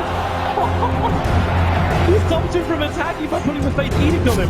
But they actually did not have enough damage. No vision inside those trees to finish off a solo Oracle after the Faces Void happened. I wish we could see that move player get on the bottom lane. That was superb from him. But now though, the top lane, a little bit more difficult. Misery has leveled up in Snare early on, so we can't harass out with Riptide. They just don't have enough damage to follow up. They need a lot of right clicks after the static link drains enough damage. No oob, no way to really slow them down. So make the best of what you got. That's what Sand King can do. Mr. Iron Talon, go wherever the hell he wants. He does have a level 1 Burrow Strike, so it's also not great for him, but he has hit level 2. So the options are there. Fade's deciding to go a little bit deeper into the Dire jungle. So hey, you said it, like, is this that time when you send a Radiant hero into the Dire jungle and said Fade's actually going to loop all the way around? It's like he's here to pull the creep wave down to get some experience that way. But he won't find it. He doesn't have an Observer Ward either, so there's no way to establish vision inside the DC jungle to safely farm. Yeah, he had to play his pressures carefully. He had to use 2 stomps on the bottom lane, or 2 pressures on the bottom lane, and a 2 move. Might be... Okay, he's fine. He's going to force him to slow him down. It's a level 2 time lock up for Shadow. But he'll need some serious RNG to get through that Doombringer. And the Doom is also an excellent take for they're going top lane. Ice Ice locked up to start with. It's the ensnare. They're still dealing a lot of damage. Now also, Ice Ice both of them being dropped at the same time. Destruction is up here, but the 3-man club from Face Beyond. Ice Ice, one more attack. There it is. They cannot even poise for region. It's there. It's the slide on 2. They can make it a 2 for a leader. Digital Chaos. They couldn't find the time to inflict the damage before, but this time they found it. Maybe a little bit of nerve getting the wings. They missed the Burrow Strike on that Naga Siren. Would have definitely helped him out a little bit there. And the Snare will take down 2. And Wings, they are not one to really give up on the off lane, and I'm a little surprised by that because they do have Iron Talons, but Iron Talons aren't terribly useful if you're sitting in the lane. You can have Scouts, Salves, Mangoes, Fairy Fires, Sticks, pretty much anything else aside from that. I guess the armor helps him a decent bit, however. Zuxa, scouted out, moving over. He starts with the poison, still got disruption available. Hard to hit that arrow, so he leads forward and trying to hit the arrow. Maybe just a sample, but Berserk finds out, dropping down SD low with a cold snap. It's Weeho who finds the first kill. The Sand King will get revenge, however, into the SD. We'll have to back away as Slaughter rotates over to crush the wings, but Ice Ice has no interest in being involved in this. So such a break from a man up front. They're not really getting too much value out of the Iron Talons that are under way too much stress from all of these lanes under heavy fire from DC. I'll take your tribute. Easy bottle refresh for Wii, so he can go back up to full health, full mana. He does miss the bottom rune, however. Innocence made his way over for that. Wonder what build Shadow's going to go for. We see him get Linken's first a lot on the safe lane Void, and I think it's definitely warranted here versus the Doom. At the same time, a lot of Faces Voids we've been seeing on the main stage have just picked up Lads early on as well. Probably depends on when Wings feels like they can fight. We simply need to create some more space with his Slaughter. Yeah, he's got Boots, Iron Talon, but Dream is getting that early Blink Dagger right now. DC don't want to give him any level of space as they force into the tier 1 tower. Ice Ice, so level 1 Burrow Strike. With the crush, they do get the distance. It's also only a level 1 static, so Resolution not dealing that much damage. He's put more points into the AoE of that plasma field.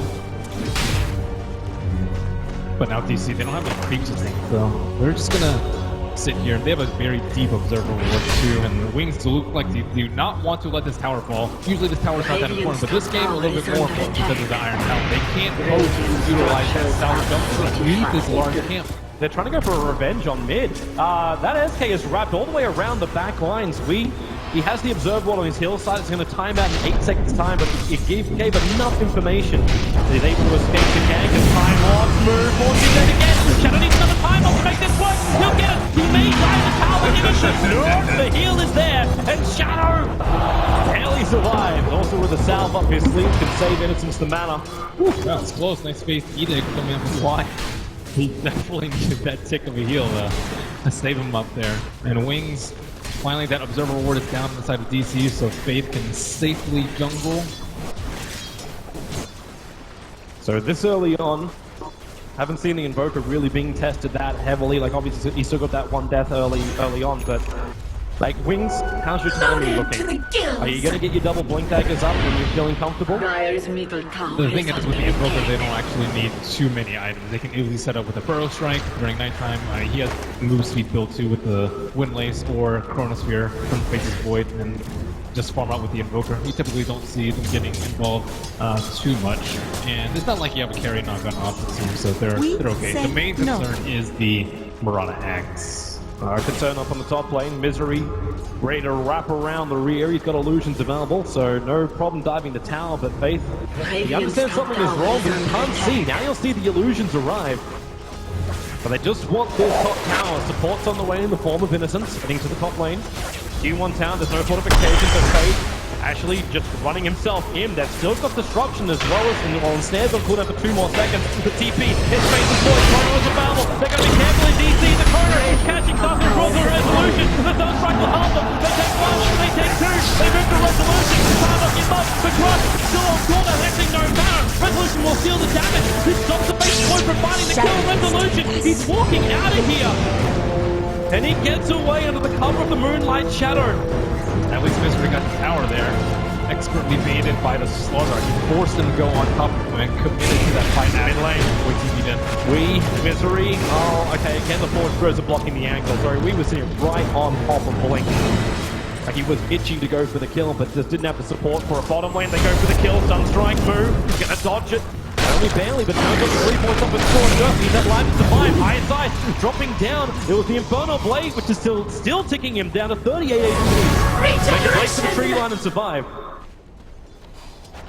As Move, just reminding us all why the Doombringer is difficult to kill in that off-lane position. That was a really nice position by him, though. He expected a Sunstrike and actually ran towards the Radiant side, expecting it to go into his walking path. It actually shouldn't be, you shouldn't be able to dodge at this point in the game if you place it just right on top of him. But, you know, it's normal to lead it a little bit. Link really needed that Sunstrike kill. His Midas is going to come out a little bit slowly. He's doing very well in terms of CS from Wii. He's able to turn since last game. Yeah, try and create some space up on top. There's no level 6 for Ice.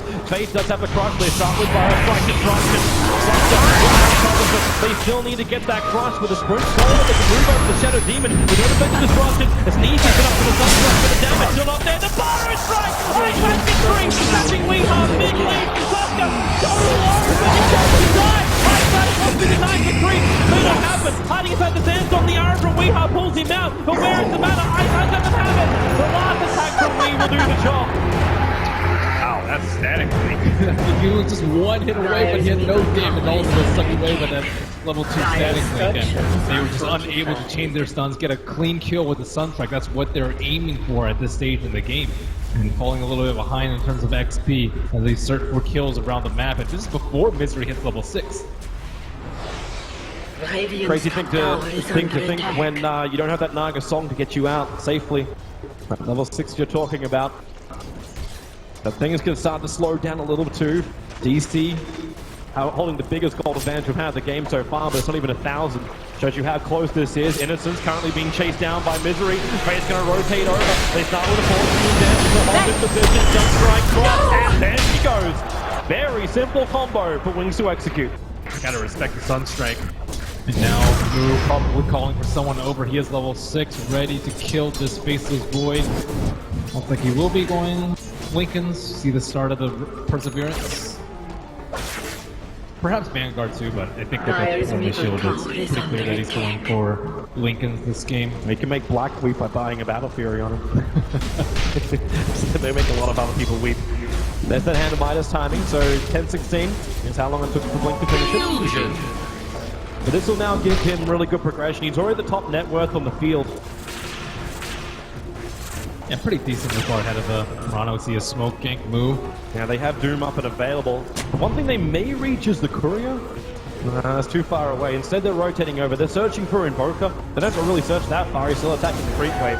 That's a really hard gank to hit. Maybe if we had a better rune, but they're going to have to do it the hard way. Blink is up far enough. You just Scorcher, tank up the tower. You can start with Disruption and capture. Blink may be far enough away with a Starfall. There's still 4 troops available. With Disruption, Move can find the target. The forest runs line. He has to back up. He cancels the point of Doom. And that is on the way to go.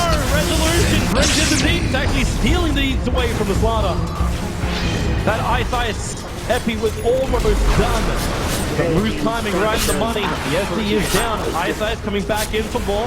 3-stick charges. Not enough for that Burrow Strike just yet. He's gonna go in. Algaton slick. There it is. They look for a Burrow Strike up. Goes towards Sweet. He gets the follow blade. Ice Ice actually gets Move.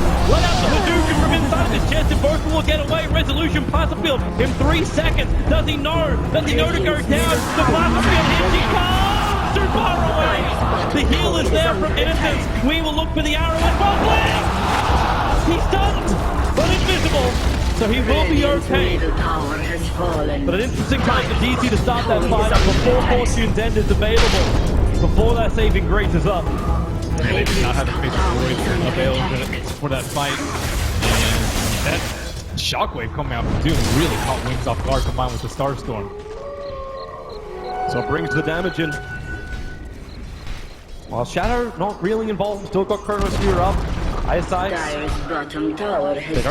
have that one Observer Ward, which is now down freshly inside the Radiant Jungle when scouted out the movement of the SK. But DC is backing up a very long way. They need to get 6 on Naga first. So they're taking it up on this troll camp really quickly, and now they can deal with the Chronosphere. Even it's pretty good to interrupt the too. Weeha? Not certain exactly what his plan is here. Looking towards face, he hits the Starfall to begin, but no follow-up with Leap Arrow. Has to be careful going against the Slaughter, having leaped down. Looks like Dire had used scan. I'm actually surprised they used scan there. They have pretty good wards inside the Radiant side, and Face's Void was already showing on the bottom lane. But perhaps looking to protect the precious Marana. Oh, she still tries to farm up that Axe. Now that she's level 6. Smoke coming out. Here comes DC. Boom is off cooldown in 8 seconds time. Faceless Void already time walking back towards the tier 1 tower. No mistakes to be made here by Shadow. He just has to make sure they don't like drop behind and place him as a reward. That's the easiest way to lose your T1 tower with a smoke gank from behind.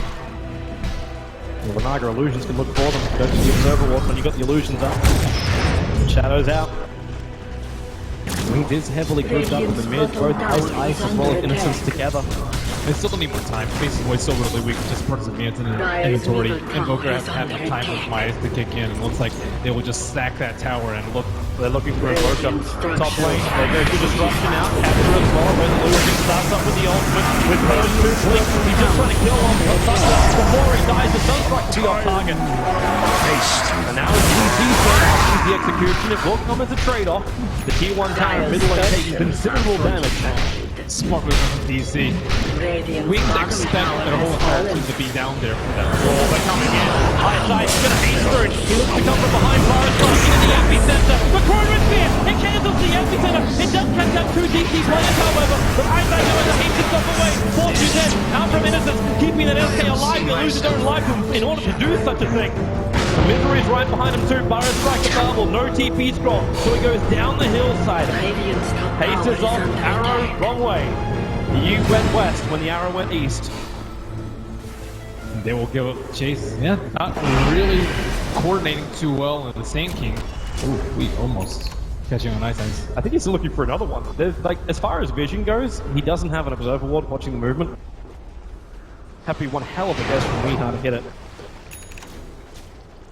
Face barely close to his Wing Dagger, but not quite yet. Still in sleep now for just a second. Yeah, that'll give time for the crush. Innocence is on his way. Has actually started up the Fortune's End. He's too far away from the Marana for that. And always have to be wary of that Sunstrike. But now we see the early BOTs coming out from Razor. He is the most farmed hero in the game. Dragonlance, very good at spacing herself, so you don't have to get caught in the Chronosphere by the Faceless Void, or get jumped on by the Sand King, who's still a long way away from the Blink Dagger. I like his items. They all are. Iron Talon's not paying off. This is how these guys rate meta. Misery will have to fight, defend underneath the tier 1 tower. With some of the Sara enough, Wings have to be a little bit more cautious too. The Laning Iron Tower? Yeah, that's not They expect you to go to the jungle with it. That's weird. Maybe that's it. It's the next level mind game. High size, sweet. He's getting really close to that Aghanim set. I think Wing's going to have a problem with the burst damage, which DC can provide. Radiant's bottom At tower the same is time, though, under they're attack. timing with maybe the first item up on Boker and the Lincoln Spear on the Faceless Void. Right now, they don't have to worry too much about the Roshan. No side kill Vlad's move, usually the builder of it, but this game opting for the phase cover instead. He has converted his Satyr to an Alpha Wolf aura. Double smokes, DC, they smoked and went through the bottom river, looking down to the bottom lane where Ice is currently farming up. But the double smoke coming out from Wings, they're going to see Weeha actually invis thanks to Sentry Ward. Very quick Chrono Spear, the nuke, the Sunstrike. Suxa, perfect place to cancel that one off, and the Song of the Siren. They may realize that Sentry Ward was down, hence they went on him. And the Song of the Siren will allow them to back out. So no Chrono, no Song, but they keep looking for the fight. High side, the opponent can die in the meantime. Shadow caught out by the Purge, as well as the Mirana. And looking instead, the whole Shadow in position. He time looks away a little bit of the damage. He's a little bit low to the Fire Strike, heavy there from high side to the back line. He may find damage, he may have enough with the help. The lethal lane! The Mirana, he's not out yet, the bash is the damage from Mirana. They'll find it, swinging out with Crush. A double kill for Fate. You still have DC going in deep, keeping the other kill high side. The Fire Strike up, away from Resolutions only. Now the double crush. They don't want anyone to do this, Wing. That Blink Dagger will put back on cooldown thanks to Plastic Field. They trigger the drop charge, but Wings back underneath their own tier 2 towers. Ice, what are you waiting for here? Razor's coming over. He'll hit him once. The Plastic Field will be enough to get the kill. Oh, why is he hanging around? The Fire Strike was on cooldown as well, but he tried to save it. And Resolution Radiant's gets a middle tower freebie. is under attack. Yeah, just more and more kills going the way of Razor. He is becoming incredibly difficult to deal with. All these melee heroes trying to go after that. He just stands his ground, not really under any threat as Blink constantly gets picked off in the side lanes. And he's going for a more of an early fighting build too. That Sun just flying on the courier to him at the moment. So it's not an early BKB he's looking for. It looks to be an SMY to go along with that Dragon Lance. Plus the maneuverability, the speed he gets from the BTs. Like he's already moving at 442. It's only going to get faster. A soldier's That combined with fortune. the Mirana, it's going to be very difficult to avoid to hit kernels in these upcoming fights. This is even before the Doom has come out onto him. And Void's still trying to finish up. Like he's even thinking about a Blink Dagger at the moment. He's still trying to get that last bit of money in to finish up the Lincoln Sphere. And I would like to see a 4-staff come out from one of Wings' heroes with a static link. We're getting a lot of damage from that. They both need to get money. Oh, nice Sunstrike. Oh, that Feathering attack. The Crush on the Weeha. Forcing that whole spin position. The attack. He leaves it this joint. High side. Held back thanks to the Purge from Sasha. But it won't be enough to help him stay alive. Oracle purifying it with flames. And they'll take the T1 tower after 2 kills. And I like how they don't really... Like, normally when you're in this position, you're thinking, like, okay, I need a few more minutes for my Blink Dagger guy. Just let me stack up a camp or 2. But no, they go the opposite route. They go for kills, they get the tower, they almost even get the Mirana with that. And not looking to lay off on the pressure here. You don't farm creeps, you farm heroes. That's the way Wings want to approach this. They'll give him the top lane now. You have to be careful to get not get caught out by a Moonlight Shadow because they don't have any sentry wards in the area. No one's showing on the map, so they won't actually know if they Moonlight Shadow up. They're in position to do so. And with a TP arriving from Suxa, comes in as that SD. Already Misery waiting in the trees, and that's that Moonlight Shadow you're talking about. Move will walk forward. Eyesight is the one to go on. But where is your damage output?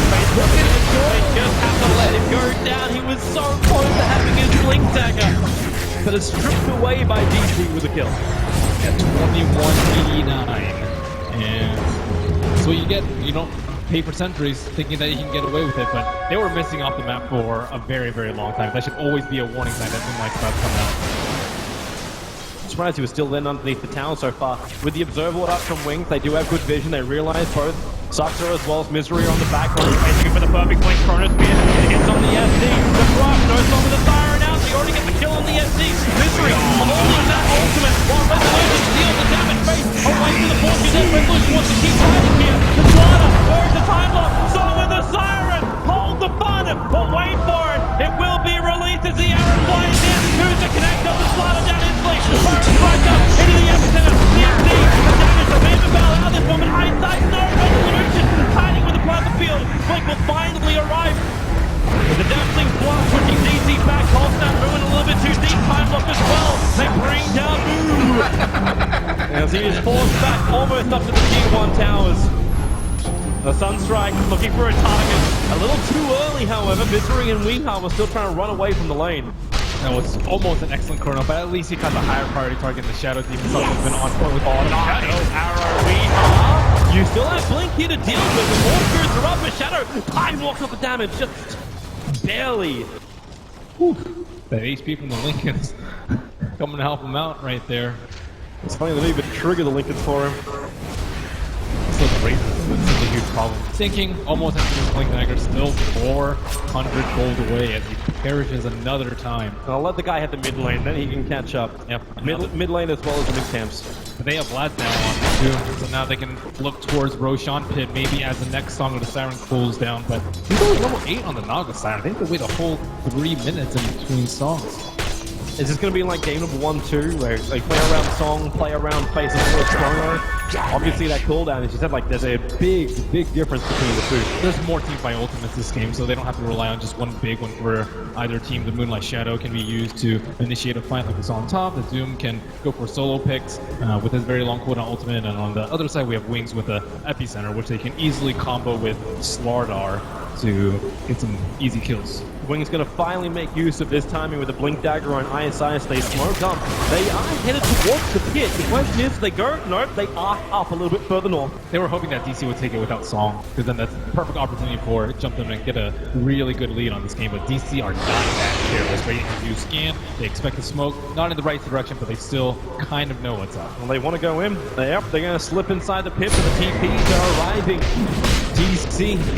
The scan was on bottom lane looking for the Naga side. Look how close they are. The Plasma Field from Resolution. Hits on Innocence, actually dropping it by half of his life. Well, they already started to heal. They get out of Roshan. And with the Naga Siren illusions going to the pit in the song, coming on cooldown, there's no way that they can do this Roche. I don't even think if they like headed straight there and didn't go to the Ancients, I still don't think it would have been enough time. Not enough physical damage yet. With the defensive build and Invoker with just not many items at this point. And this game is still so close throughout this entire, like we've gone through 23.5 minutes at the moment, and no one's held advantage over 1,000 really in this entire game, both gold and net worth, just showing you how close these teams are. All about the team fight. Is a combo song with a static link before into like an arrow into a Doom, or is Wings going to get the jump on them with a fine link of the Tank King into an Epicenter? Yeah, that Epicenter always seems to come in just a little bit too late. You'd think it's going to have a big burst, but it doesn't. It is a level 2 Epi. So this is a difference which will be there for the Wings team fight. It depends on how they start off the fight. Like he has a couple of ways of doing it. One combo with the Chrono, but you expect the Naga Siren to come out if you don't get the Naga Siren. If the Naga Siren's in there, then you have to jump with the Epi. But if it doesn't come out, maybe you wait until after the Chrono Sphere, wait until they're about to jump after the song, and then go in. So I don't know how Isis is going to play. He's been in the fight a lot early, but that's because he doesn't have his Blink Dagger. With it now, he does blink straight over the top of the Dire Observer Ward, so DC realized that Wings are doing an incursion towards the top lane. Oh, there's the Ags on Invoker. I saw that just a few minutes ago. Like, he's on top of net worth, but he didn't look like he had any items. But yeah, with a completed Ag, they have the damage. He only bought it a minute ago, so... Bottom lane, DC with a smoke on top. Can they find their target? Wings are already bailing out. They bring both Innocence and Faith Beyond down the bottom lane, looking for resolution. The Observer Ward is giving him the information they want. As Digital Chaos, they see Ice onto their own Ops Ward. That's a long way to go. They don't have that easy jump in like you get from an SK. The SD and Naga have to close the distance the old-fashioned way. I wonder what they're going to get with the Doombringer, because they ideally want him to initiate the fight. Like, starting with the song is very risky, because then you leave yourself exposed to the Chronosphere. And Razor, like, he's strong, but once he gets BKB, maybe he can run in, so Razor and or Doom are going to be your main initiators, unless you get a straight arrow. So, a lot of different ways, but maybe going something on the Doom, like Blink or Shadow Blade, can open up a lot more options for Wings. Maybe not able to gank the Faces Void, but everyone else can be an option. You want to be able to deal with the Invoker as he's split pushing. There's a 4-star you're asking for. It's over on the Slaughter. So we've got both Blink and 4-star, highly maneuverable team from Wings, while the Blink Dagger gets completed on Weeha.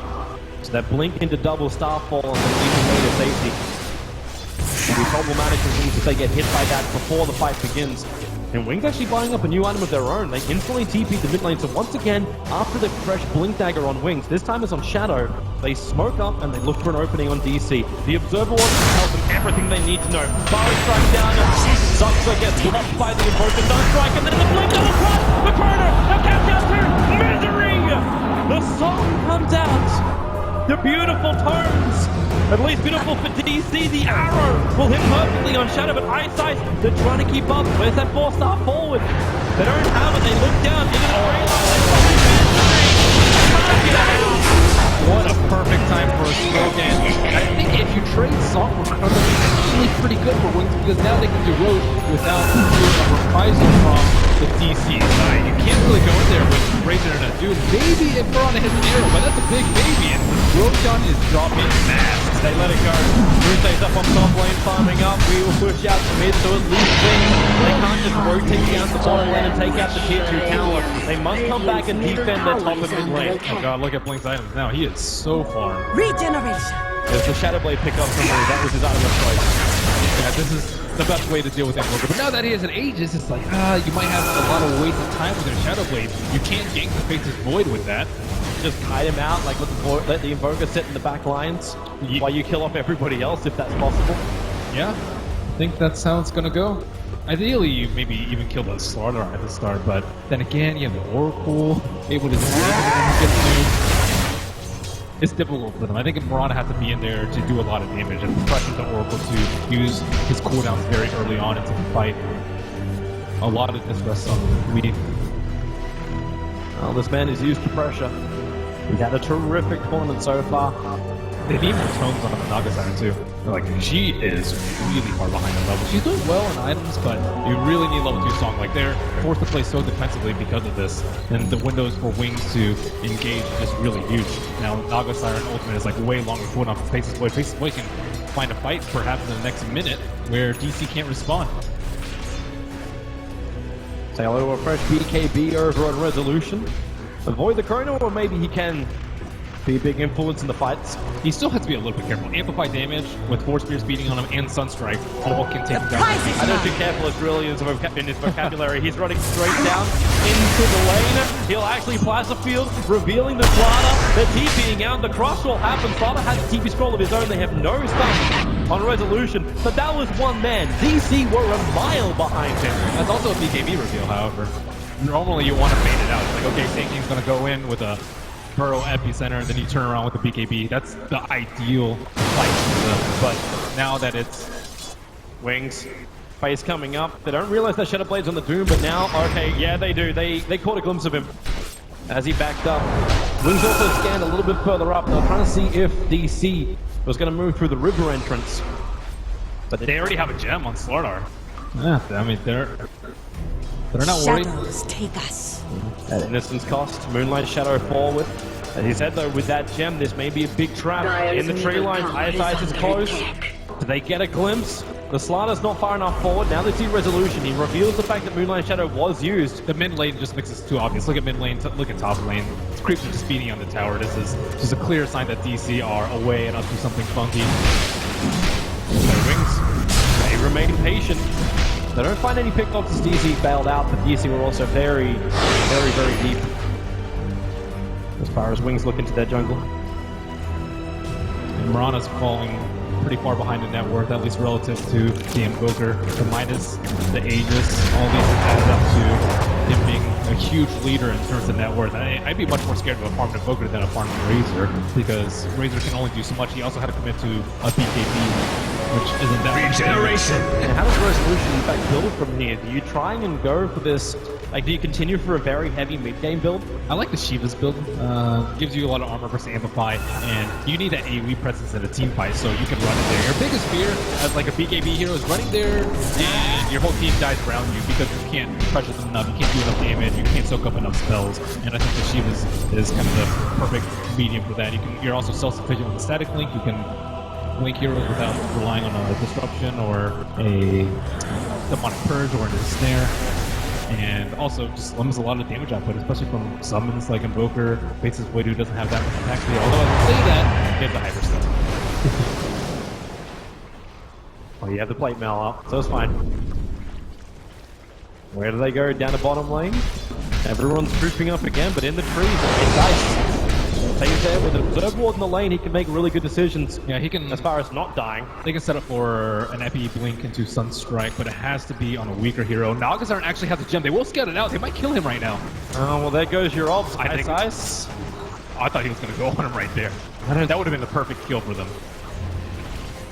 Don't see him in the trees. Yeah, Ice no longer has any vision. He has to get out of there. Blink's almost finished up his Lincoln Sphere. He should get almost all of it. Sitting inside of his stash. Actually, no, he's finished it. It's sitting on the turret. They'll usually see them go for the Sage creep, or sorry, the Purge creep, to deal with the Lincoln Sphere, but the same. Oh, be really careful. That gem is there from Fate. They understand the Doombringers in the neighborhood. If the Observe Ward on the hillside gave Wings the good vision. They're still pushing the sides though, and Aegis will expire. DC have to be happy about that one. They're still looking to crush the side of the map. Will they be able to pick on their Observer Ward, but before they have to defend the lanes? I don't know. This Observer Ward still sees them. Yep, and here they come. Linked up, Slaughter, double cross, and the fire into the double burn from my side. The song of the siren, it cancels the epicenter through Misery Wing. It is bail. The TP away to safety. What a save coming out from them. Sinking, yeah, the epicenter. He has to initiate. That's a problem right now. The Slaughter has to. He went in first, and they weren't really well coordinating that. They wanted to coordinate their stuns, but I have to applaud Misery with his positioning too. As a Naga Siren, especially a support one, you never want to get caught out. And with all these blink initiations, the 4 stabs, and all these Yules and whatnot, it's extremely difficult to keep a low death count. This game he's already had 4, but not too troublesome. But now they have Chronosphere. They want to take fight with Chronosphere. There is no Song of Shadow. Shadow Demon now has to be the one to stay outside the fight. Arrow next to Shadow. That fire strike forward, Ice. Weeha actually committing the double Starfall and trying to hit the escape. Not possible, and Wings just make the right decision. They're going for all the remaining outer towers. They take the mid, now they rotate top. They still have the advantage for another 115 seconds, as until Song is back off cooldown. Dire's top tower is under attack. DC, that are trying not to get outfarmed at this point, especially with the Invoker getting out of control. But Wings are only 2,000 gold ahead, although that will spike up after these towers. And with the next Roshan, has to be very troublesome. Not still not Ice. Up to 5-second arrow, but he's got almost every member of Wings around him. But there is no follow-up to this. As of right now, there's only one Observer Ward left on the map with the Battle of the Gems. DC only have eyes in the Radiant jungle as both teams circle around Roth. Invisibility! Wings are assigned to stretch ahead. As far as the Golden Experience goes, they're either over or at 4,000 in both the Golden Experience. So Wings slowly, bit by bit, they're getting a small advantage in this game. Even if their team fight and the way the heroes are moving, it kind of feels like they're getting a huge advantage. They have better split push threat. Despite the Razor having the early BOTs, the Invoker is just much better at pushing out the lanes because he can solo kill anyone who's out alone. Whereas the Razor, you can force them to run away, but you can't actually kill them. So DC are having their lanes shoved in at the moment, not moving on to do either Roshan. So does Wings keep farming up until they're at like an immortal position against DC? Or do they need to focus on finding kills outside the base? Because I'm thinking like, how does Wings take the first lane of ranks? How do they work towards this objective? It's a long process. Firstly, they have to push out the lanes so that DC split up. Ideally, you want to get the gem first. Once you limit the gem, then you can get Observer Rewards, and then you can take Chrono Spheres when the Naga Siren's not there. You can get Epi Blinks when the Naga is there. You can get Slaughter to crush them with a Sunstrike when the Naga's not there. But it all depends on them having vision of DC, and DC, they do not want to split them as 5 and give Wings that opportunity. Once you do those, you can take down Roche and slowly make the seed. But Dota's not a book, Dota's not a script, you can't just follow things like that, and you gotta keep the Observer Ward up. So we see one Observer Ward up placed really, it's such a smart ward too. It's in the trees at the very eastern part of the dire jungle, and because Misery's sending illusions everywhere, because he's got the gem on him, so they just suicide out from all the illusions, they've never found this observer ward. So Wings, they can see where DC are moving. Yeah, those are the wards that win you games, especially in the gem on gem war. It's extremely difficult to keep them for a very long time. Roshan looks like we have 2.5 minute respawn. The AC is done in time. Regeneration. So not too far up before DC can move down. So they have some nice auras to work with here, DC. At the same time, Ice is trying to finish up his Aghanim Scepter. He's rapidly approaching it. This is his primary choice of item after getting the Blink and the Yule Scepter. As you scan Ice looks like he may run into it. No! TPs. He's going top lane. He wants the money, remember? Like, if he's gonna reach this Aghanim Scepter, he needs to get this top lane farm. It's 100 gold away now. The TP out super risky there. What if Roche were up for right after that Sunstrike? Then they could easily take it. If Wings try and go in there, then Naga Siren sleeps. I don't know if they know that Ice TP'd up there, but it's very likely considering he doesn't have a TP in his inventory. Well, with the smoke up, going to expire. Maybe we can scout out with the help. Ooh. Well, they don't need Force Spears when you have a scan. It will land red. Perfectly done. Think they're in vision. Well, that's the beauty of having the Observe Ward over on the edge of the dire jungle. They understand that DC are not in their jungle at the moment. And this allows Wings to use Shadow as bait. Ice with a fresh axe, hoping to put it to use. And a fresh Octarine on the Invoker. But that means very few buybacks on the side of Wings. They're throwing all their network on this impending Roche fight. And DC are just hoping for an opening. But while this curve is on, while they group up, they didn't achieve anything. Wings was getting the farm they wanted. Wings going to show in mid. He could get jumped out right here if they're not careful. Well, they're headed down for Roshan instead. The Naga illusions are on their way. It's smoke-covered Wings moving up to the ancient. Weeha comes in the middle of a fire strike and they find the illusion. Can they kill off Weeha? No, the lead down. You get the double for Oracle. You're reminded with the flames once again. There's Resolution.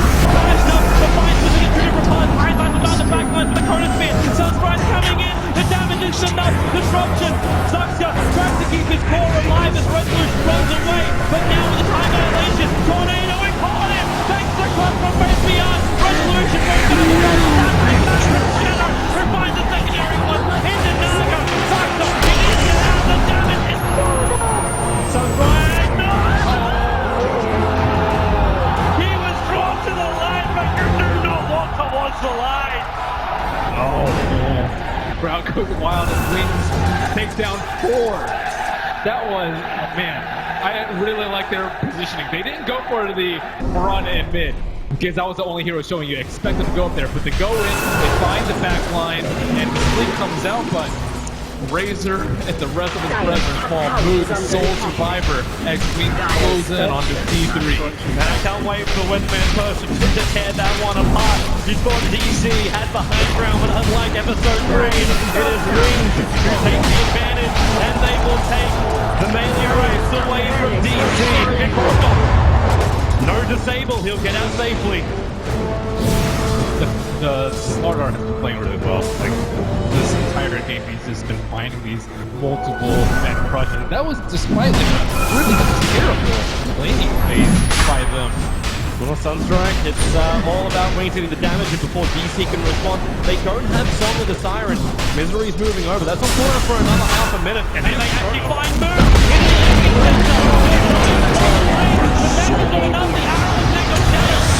He jumps in, he gets double damage right now, but it's not there. He can't find the storm off, and he's going to get the perfect position to fire sacrifice that. They can't go Weeha. Sentry's dying underneath the tower. They can't keep the pistol. Moonlight Shadow helping to escape. But Luxa will not be so lucky. The arrow will connect again. The DC, they lose 3 heroes trying to contest Wings on Roshan. DC are imploding at this point, and Wings just played so carefully around that Roshan respawn. The way that the timing of their smoke, the items coming out at the perfect time in DC, they were just not prepared. They needed to be grouped up as 5 behind their cores, but they were just far too spread out, unexpecting Wings to come around from behind. Resolution pop, amplifying the Sunstrike. They need more damage. The Fire Strike didn't do it. Combining with the front. There's no Resolution. Moon will go down too. This will be empathy. They've lost so much. They want to keep fighting. Misery. He'll go down as well. GG. They will do it.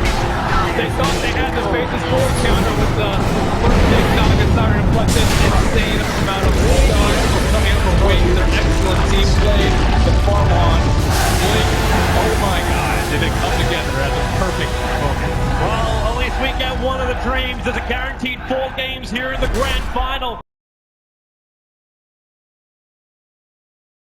of game 1, and now, well,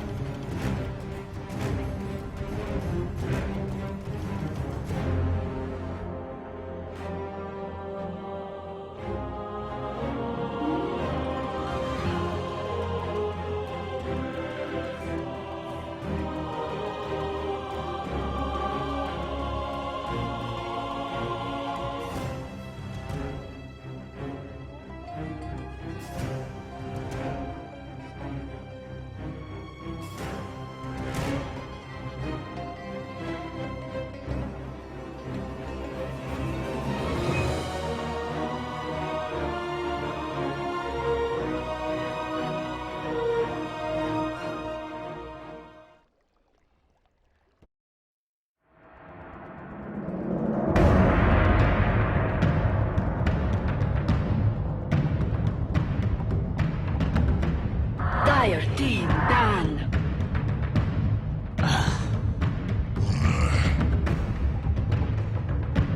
Dire team ban.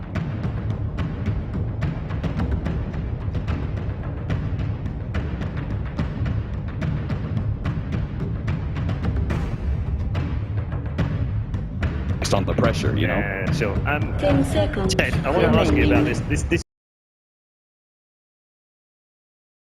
Be down to one figure out. Yeah, that's huge. I mean, the mental advantage you get from having two in the pocket. You know, you're a game up in this series. If you lose the next one, you're out. You don't want to face that. I mean, the tension there must be unbelievable. Wings are young guys in a new team, so we haven't seen them under that kind of pressure. But neither have we seen DC. All right, let's get into it. Draft number 3. 10 seconds remaining. Welcome back upstairs. We're here at the drafting station getting ready for game 3 of Digital Chaos versus Wings. We're here to talk drafts, not dabs. Is that right, winner? Yes, Dakota. Let's do it then. Wings Gaming, they open up with an Oracle. Digital Chaos, they got the Murano once more, gentlemen. And we await Wings Gaming next pick. So far, things seem stagnant. Yeah, I just want to mention really quickly that I wasn't actually sold that Wings actually beat the counter to the Void in the last game. I feel it was more just like the Doom not quite piecing together with the rest of the lineup more than anything else. What I'm really surprised of, nobody banned the Void. Like, both teams tried to counter the Void, Faceless Void. but both teams lost against the Void. Like, why would they not prioritize banning it? Speak of the Faceless. I mean, if you're Digital Chaos right now, you have to believe in the counter pick, right? Then you need to pick Naga again. You need to force it down the What do you think, Windsor? Do they believe? I mean, in my opinion, something like Tide is easier to deal with. Like Void, I mean, I'm okay with the Naga, like the way they ran it. You use the song to counter the Chronosphere, but they need something else much more solid to counter initiate. You can't just be defensive all the time. So in the first game, Wings, they pick the Purge. Oh yeah, you save your teammate, but you're not killing up the enemy. So they don't go with the counter, they go with the comfort zone pick instead. But I think this is good because, you know, it's a move comfort zone pick. And I think in the last game, you know, obviously not much Doom has been played, so giving him a hero that he's going to be able to perform on, especially in the hybrid. But isn't that one of the heroes that he played a lot in the past? I mean, it was like what he became known for, but at the same time, he hasn't played it in a while. And I also feel like it's a very different change of pace compared to what he's used to playing. But it's also a bit difficult for Timber to play against the Void in general. Like, the time dilation really makes the life hard for you. Like, you need Bloodstone, and then you need Lotus Orb, and as off-laner, it's really hard to farm. But if you get a good lane, then it's easy. Yeah, of course, if you get a good lane. I just literally think one of the teams should, like, just ban on Void. Like, both teams always try to counter and just can't. But I don't really think it's that difficult to deal with Void, though, honestly. No, I don't think so either, but, you know, we'll see what they have in store for us, I guess. We saw the Shadow Demon ban. Yeah, so we don't have to see Purge talk about it anymore, so that's nice. Yeah, game 4. He will talk about it in game 4. You think so? Oh, yeah. What's wrong with you, Dakota? What? Hater. I love Shadow Demon. Hater. We won't get to see him. You love Koto. Yeah, he's just mad because it's not Keeper. Yeah. No, neither team. You will never see Keeper anymore in this series because every game is going to be banned, Dakota. No more. Sorry. Bold call coming out from winner here. But what do we notice? For the first time in a long time, the first 2 picks are the same for Wings. What happened there? Great Maybe they started taking observation. it seriously. Great observations. Taking it seriously? Yeah, I mean maybe more so than obviously they like throwing curveballs, but at the same time, I think they want to do that in a position where they're a game up. They don't want to do it in a position where they're tied. I think it's a reaction to the Mirana. I noticed that they picked Oracle specifically against Mirana. Of course, like it's hard counter we spoke about it before. Yeah. And Void is just like A good hero, like a good hero for them. Yeah. They could run him off lane, they could run him safe lane. Like we spoke of this time and time again. You want to have an opening where you can change your lanes if you feel you have to. Like you don't want to go into the draft like, okay, this hero, they pick a hero that can only go to one position. Then it'll be difficult to outdraft you and armor over your opponents. Yeah, I really like the Invoker ban from DC here. Obviously, they would have picked it up again if they could, and they have the pick after the ban, so pretty solid ban there. Banning out the morphing after that. I guess Void and Oracle, they do have a lot of problems with morphing. In general, it's like you can never really focus the hero, and that's really a nuisance later on, especially when you get like E-Blade and stuff. Like, yeah, the Oracle kind of counters it, creates it, but it's more like you get bursted down too quick to be able to save somebody. And it actually counters Void pretty hard too, because like Morph is pretty much the only hero that can, like, obviously because of Morph, he can just like survive the chrono. Yeah, I mean, of course, if you couple it up with Ice Blast, but you know what I mean, right? Like, your chrono, you usually just die, but Morphing can morph up, and he's like the only hero who can really do that. 5 seconds. How do we feel about maybe Wings Gaming going for Skywrath Mage or something here? Good against the Timber, good with Basil's Void, it's good for their name. I would like it. Together with Oracle as well, your Ancient Seal, your nuke deals like 400 damage. Admiral Just perfect against their Kunkka. mascot, but no, they say Sorry, screw dude. that, we're gonna get Kunkka. I mean, Krunk is also good for like catching these two heroes. Like DC's opening is very mobile, like Timber Chain and Leap Away. You want something that's going to be able to start a fight outside of this chrono. You don't want to play on such a long cooldown, I think, if you're Wings during the Come on, let's be real. Kunkka is just a great hero now. I mean, yeah, he's just overall really good. I mean, he is, and they have two setups for him too, like the Fortune's End can like disable someone or like freeze someone for 2 seconds, and then you have like the Chronosphere, where it's like really easy to get a boat and a torrent in. Some of the like mobility restrictions. Yeah, they have two really good saves now for the cause. Like both the supports can keep their cause alive in team fights very well. So for DC, do they go for more bursts, or do they go for like, I guess you might want to consider going for heroes that can kill the supports behind, like run past the front lines, go behind, kill the Oracle first. I mean, Potom and Timbersaw should be able to do that usually. It's just gonna be like really hard regardless to get there. They have X mark, they have time delay. It stuns, right? Yeah. Right now these two heroes are, I mean, Arrow is not so reliable, so you need someone else to initiate for you so you can go in and kill them. And you don't want to jump in the bank at the Potom because, okay, you kill one support, but then you're dead after. That's a really interesting choice. That was a fast DP pick. It was a really fast DP pick. But DP Void, one of the most old school combos, as well as DP Oracle, super good strong. So good because of that ult and yeah. How are they actually going to kill the DP with their heroes? Their last 2 picks have to have. No, their picks are not meant to kill the DP. Because as soon as they saw the Kunkka, they had Void, Kunkka, and Oracle. Maybe DC feels like we're not going to take team fights. Right now we have Mirana with like going for the axe, so you have a lot of deep push, then we have Timber. Just split push, you mean? Yeah, then you pick the Wyvern where you have also split push.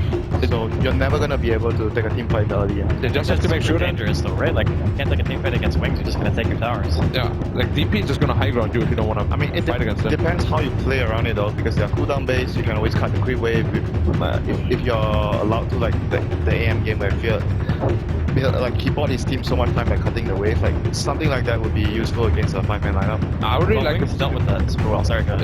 Like I would really like to see like a split push style too, but they need to pick a hero that can actually kill objectives too. Because right now they don't have any. Timbersaw, Potom, Sand King, they're all really good at clearing waves, but they can't actually hit buildings. yeah.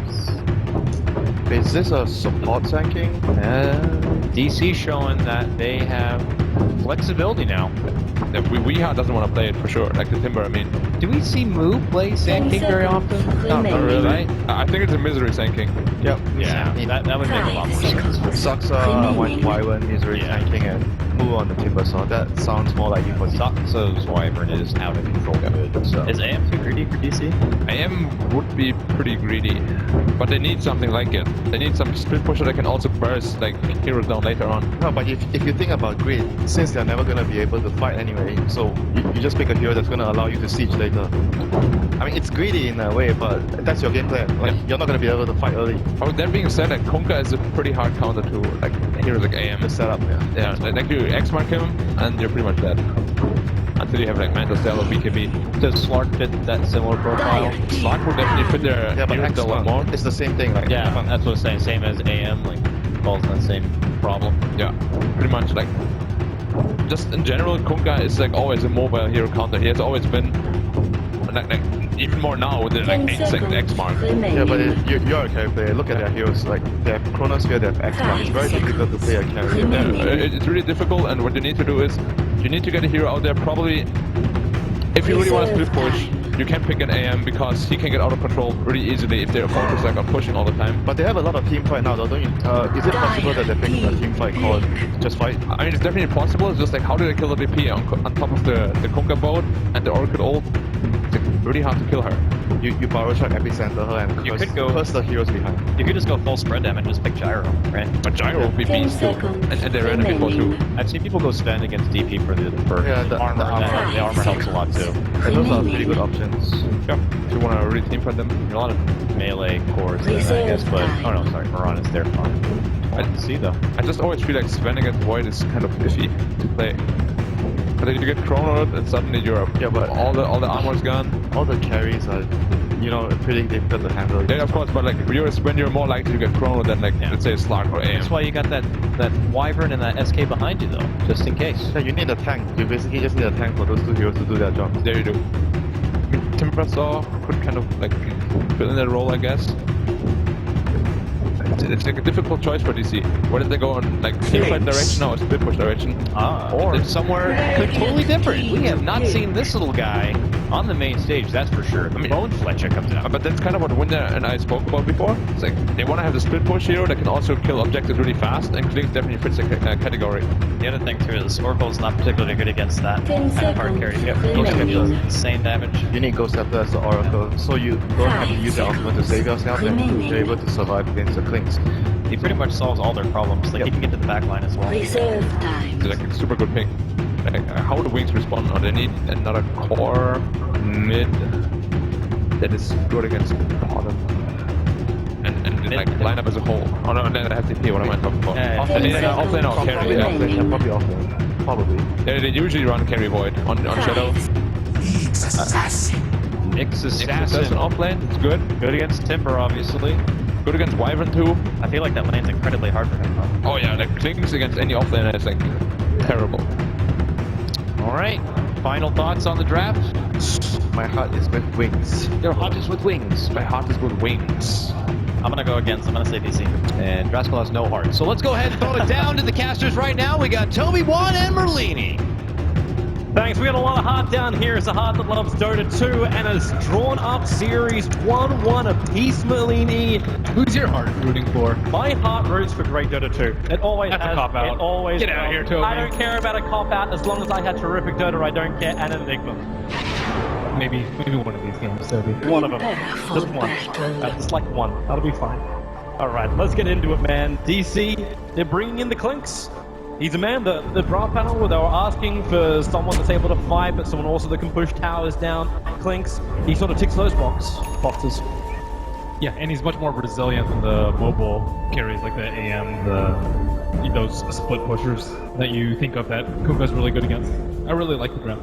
How long do you keep resolution farming on the Klinks? Like, do you want him to early rotate? Do we look for the early Orchid build into, like, hero kill rotations? It all depends on how much they can keep the Nyx Assassin down. Nyx Assassin, they did not go the Iron Talon laning strat this game on Wings. Yay! They still won with it. Just the mind game. I'm just gonna throw that one out there. But even though we're sitting there going, we don't understand why this isn't working. Actually, we understand why it isn't working, but they still take the game. Yeah, I'm interested to see the timing of resolution. I also like the Klinks a lot because it gives them Roshan potential. And I think they had a lot of issues with that in the prior game. Are you still concerned about what the Oracle can bring? We've seen Oracle working beautifully with Death Prophet in the past. Now you've also got potential saving from Kunkka, from Void Chronos. That's an interesting timing for a smoke too. It's just really great for Piranha because it's really difficult to stop her Ags timing, and this way you don't really have to worry about it so much. A double Starstorm, if you get the Fate's Edict out on time, it's not going to do any damage. This movement from Wings, they smoked up underneath the tower as the Foghorn was going. They're going to make a break for the side shot. Now, a lot of the time, oh, actually, Misery, he's walking over towards this. He's going to reveal the smoke. So they start with the Fortune's end. Eyesight is there. He's waiting for the Fortune to connect. Now they go into the torrent. Misery up into the air. Fire strike to Babel. Goes up into the tree line. There's a small path to get out, and Fate's trying to block it. He's actually got himself a stun of Babel. Resolution turns on the damage. Misery will escape. Southguard does actually have his defensive cold and blade. Another torrent will fly in. Resolution, Fortune's end will connect. Misery lining up for another Fire strike. Double stun on that one. Fate dropping down very, very low. Misery does have the damage. He also has the life to stay on the front lines. They look for another torrent. Nope, Ice Ice to start the animation, but he didn't follow through. So Wings trying to get aggressive and contest this safe lane until they TP their support quickly down to bottom lane. This is something that we see out of the team fight. Just don't give them an easy lane up top, and Fox and Resolution are having a very difficult time dealing with. Oh, that helps. Double melee. Boo just got time locked on the bottom lane. Combine that with the Fortune, then Boo's gonna go down. First blood, it goes to Wings. And on the top lane, yeah, Misery rotating her out. Fate, so low. Resolution, lower. Cold Embrace still about it. Now Misery will arrive. Ice Ice, Fire Strike is going for the last swing, trying to find Resolution, but these zeroing arrows doing the early damage that DC requires. That arrow fly down, there she is. Resolution will find himself a kill. and all three of these heroes are very, very low. They're going to have to spend a lot of resources unless they want a suicide. Misery will spill blood to the centaur. That he will. He looks moving. He's going to play some TP scroll. He'll come straight back out to the lane. Look for another rotation to fight. Wings like do this. They like. It looks bad because they both die, but they have to expend so many resources, so much HP. Move to be careful. They're going to go down. And he walks over. Such a simple combo. Fortune's end into Torrent. They throw it on the top lane. Now bottom lane. He has reactive armor this time around, but still no Timber Chain available. So move. Poor man Shield will not save you from that. He thought he was in a one-on-one situation, and then he skilled up for this one-on-one build with the level 1 Whirling Death, the level 1 Reactive Armor. In a very defensive situation, you want to max your Timber Chain, but with that, might be time to think about that Iron Talon. Now this has been a heavy rotation early game, only 2 minutes into it. We've seen multiple lane switches.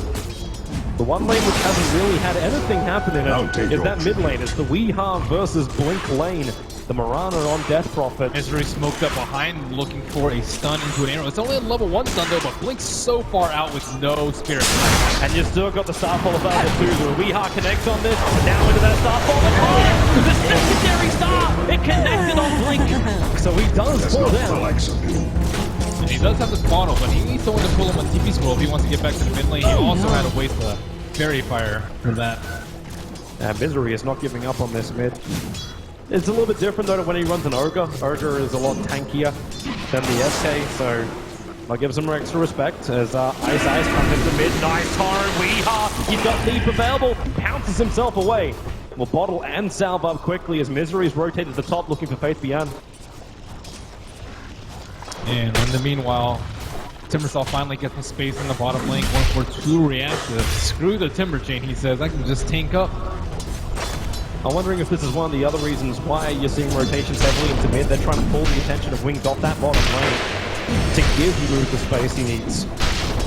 And Moose still has a lot of regen. I don't know if they're going to be able to press him down. No clarities in the Oracle, and he's only level 2. They got to help though. Ice Ice looks to come in from the rear. I still don't think they have enough damage.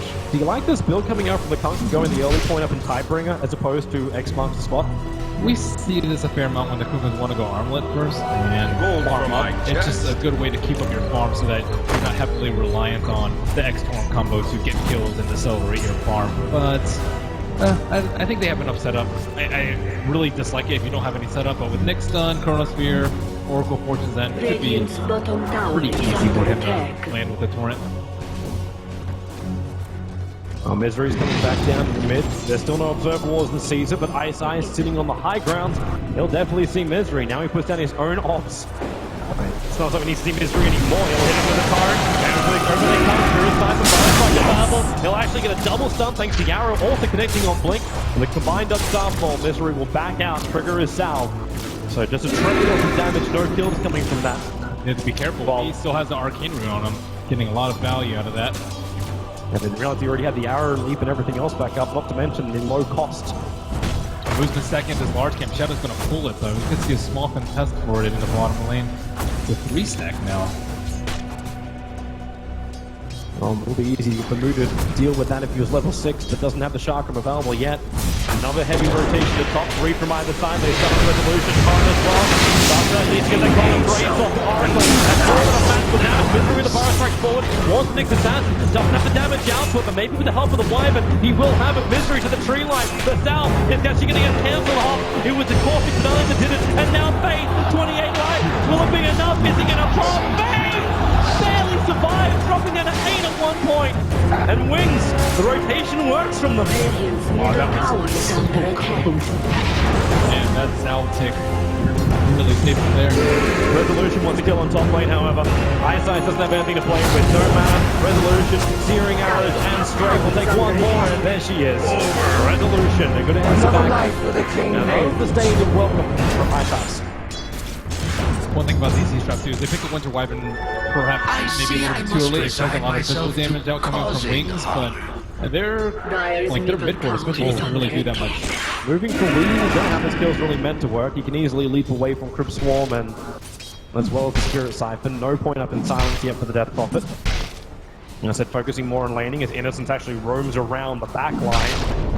Now, it is nighttime, so DC had no idea that he moved that way. And Weeha right next to him, Sam with the Sun Fortune then as well. The Tarn, if it wasn't that, was going to connect with the Purifying Flames from Innocence. And that's what found the kill. And that Observer Ward just scouting him out all the time. Stoxa is there, but he can't really do anything. He's level 2 Splinter Blast, but that's going to do little in the way to stop their foot. Drops an Observer Ward behind. Doesn't look like it was scouted out by Wings' own Observer Ward. And then in TP support, but from Moo, you don't have any real big ultimates up yet.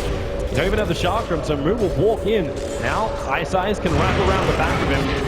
As he's just trying to go for the kill on the Death Prophet. They can't hold her in position. The arrow will fly out from Wee, but easily dodged. You can see it coming from a mile away.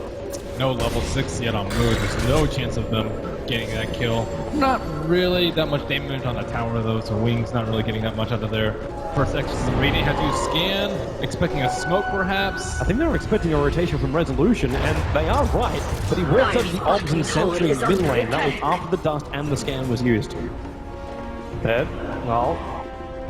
There is a dust on the Oracle in case they want to. Oh, the arrow off target. If that hit, Resolution still can't find the kill. He doesn't have enough damage to kill off the Death Prophet in time. They don't actually have the Fate's Edict on the Oracle, so you can't disarm the... Oh, top lane, Misery. Nice Sandstorm dodge. They put down their own sentry. Cold Embrace will pull him out. The Sandstorm is facing out. Burrow Strike cancels the TP out. Digital Chaos. They're looking for that kill. Misery dropping down low. Fate doesn't have much to work with. He's got stick charges in 1 second. He's got that up now, and he's actually holding on to them. He won't pop, however. Not while Shadow chases down the Winter Wyvern, but support comes in. It's Resolution. He's running down, looking for the kill over on Fate, leaving Saska by himself under his own T1 tower. Shadow commits the Chronos Pierce. That won't be available, but Resolution shows himself. Time walk on cooldown. 3 seconds, 2 seconds, 1 second. Over the tree line and far, far away from DC's line. They run down, but Resolution's not giving up. The arrow will force Shadow a little bit closer towards the tree line. But Innocence is in the neighborhood. Simple yet effective. What a juke. While on bottom lane, Moo can finally take out that stack. Ice Ice is leeching a little bit off him. Oh, the Tarn. Okay, Ice Ice just TP's away. I'm surprised he didn't go for X, especially considering the heroes that he's up against. Marana, a Timbersaw, I usually see like 1 or 2 levels, but not 3 like he's committed. But it's nice damage. Maybe they want to be able to burst people down their Chronosphere combo with that Torrent boat later. What do you think about the build on the face of Void? Is Lincoln Sphere really Dude, he viable? always goes Lincolns. Like, even in this game, is it really that viable? They usually go pretty strange items, but that's the only thing that I've seen that's consistent amongst rounds. Face would carry Lincoln's first almost every game. Good versus Winter's Curse. The last game is definitely good versus the Doom. This game, yeah, I don't agree with it so much, but they like it a lot. Nice detection from Resolution. He was just hovering around the tree line. And Nyx Assassin walks through a sentry wall while Resolution still had vision. And this is the reason now why Misery is hiding behind his own tier 1 tower. But Nyx has moved into the mid lane instead, looking towards Weeha. Not going to find an opening. The Vendetta Rush is going to wear out in a second. They saw him with the Observer Ward though. He thinks he's in the fog, but he actually was not. And perhaps they might spring a trap for Fate. And so Link isn't actually going for the Oracle because he assumes he has Disarm, but literally no, he doesn't have Disarm, and he's probably not going to pick it up until level 8. So he's kind of been walking around with a get out of jail free card, even though he shouldn't be. Resolution. Regeneration rune right in front of Blink, and Blink is just like, wait, I didn't pick that up. It's not inside my bottle. What the hell's going on? As the skeleton walks Clinks. So that casual attack thrown early on. Trying to find the extra damage. Clink's very, very good at bringing down tier 1 towers. He's been running around a lot though and hasn't really been able to find that much. He was really doing really well in terms of the CS, but now he's falling behind in that work as he struggles to. Well, nice scandals up. They reveal the next assassin sitting in the tree line. But they have the ward behind the tower. Wings does. They don't see Winter Wyvern just yet, but now they'll know there's only two. Nyx is on the edge of the vision. He's going to walk in range of the tower. Faithful will reveal himself bottom lane. Chronosphere over on move. Very talented Resolution bringing in the damage move. Chains up. The torrent is well off the mark as Resolution. Skeleton Walk will come off cooldown so he can run himself away. They are out. While Faith going to find Weeha back behind the tower. Dropping down that Ring of Aquila to use one charges. But now they commit. It is the exorcism going to work. Range, the Radiant Sentry wards up so they see Wee. He has to leap up to the tree line. Sakes Spirit Life know exactly where he is. He can't get out. This one that doesn't connect. Icicle one from Faith. Finding Wee in the trees. Wow, look at Wee's form. He is so unformed. Only his point booster and then some at this point, but he's about to lose his T1. He's died 2 times at this point. Deep Mirana game coming from them getting worse and worse. Resolution coming around from behind. And the TP comes in. That damage, Resolution stunned up, but Misery brings the extra help. Alright, fucking forward was blink with the damage and enough Misery. The temporary walk is still down, but the exorcism finishes him off. Oh, he's trying to kill him right before the exorcism. Just throwing all that health back to him. And this Winter Wyvern hasn't really been able to do that much. It's great against mass summons and a lot of units that are pushing, but Splinter Blast doesn't really do that much versus a Death Prophet +1. Yeah, it hasn't stopped the Wings pickoffs and the push. Yeah, they're not pushing with units, they're just pushing with a couple heroes and their ultimate, and maybe wishing he had gone for Max Arctic Burn at this point. Still, they're unable to get those combos. Once Winter's Curse come out, he's set up for an Epicenter Burrow Strike follow-up. Ooh, a lot of trouble. Yeah, again, they're going for this combination. You know, X-Mark's not going to drag him back, but now the ship, they're on the middle way, and Moon gets his fill. Weeha! Who needs time dilation when you have Bash? Faith is looking at Resolution too. Invis up around the tree line. You'll need to hit him first with the Vendetta, then follow up on the stun. Either that or he waits for the Death Prophet who's rotating up to find this kill. Vendetta will last long enough. That is a level 1 Vendetta. Blink is invis. They have reserve rewards getting any TPs on top lane, but he thinks he's safe. He thinks he's alone. Here they go. Resolution. Pop him up. And Resolution. He goes invis but not in time. They trigger the dust just in case. Man, that invisibility, he might have been a little bit scared. It's like, oh, okay, Nyx +1 can kill me, but if you don't see anything, there's no way you can predict that game coming. Sansa, Shadow jumping in, double chrono, Misery. He can prep the Epic, and the question's going to get in range. Wyvern's already down, and now they run on one of them. Misery will just walk over. Shadow's still got Time Walk available, so we can repair all the damage that's done to him. And DC, again, getting kicked off with no rebuttal. Very painful for Shadow, however, they are lacking a lot of mana on the Kunkka, not enough for that poke. He's going for more of the damage bill with the max time phase boost.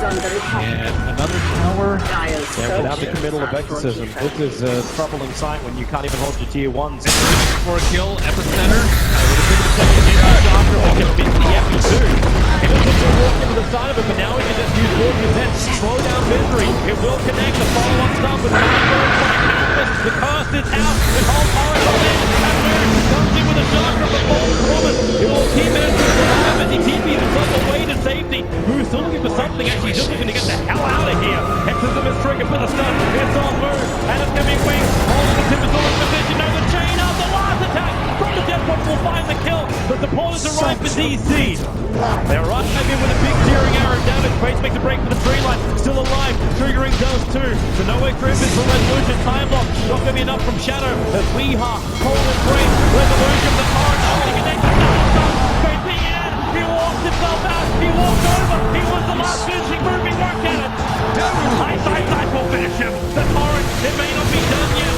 Sucks us up and towards the air. X marks the spot. You ain't going nowhere apart from down to the briny deep.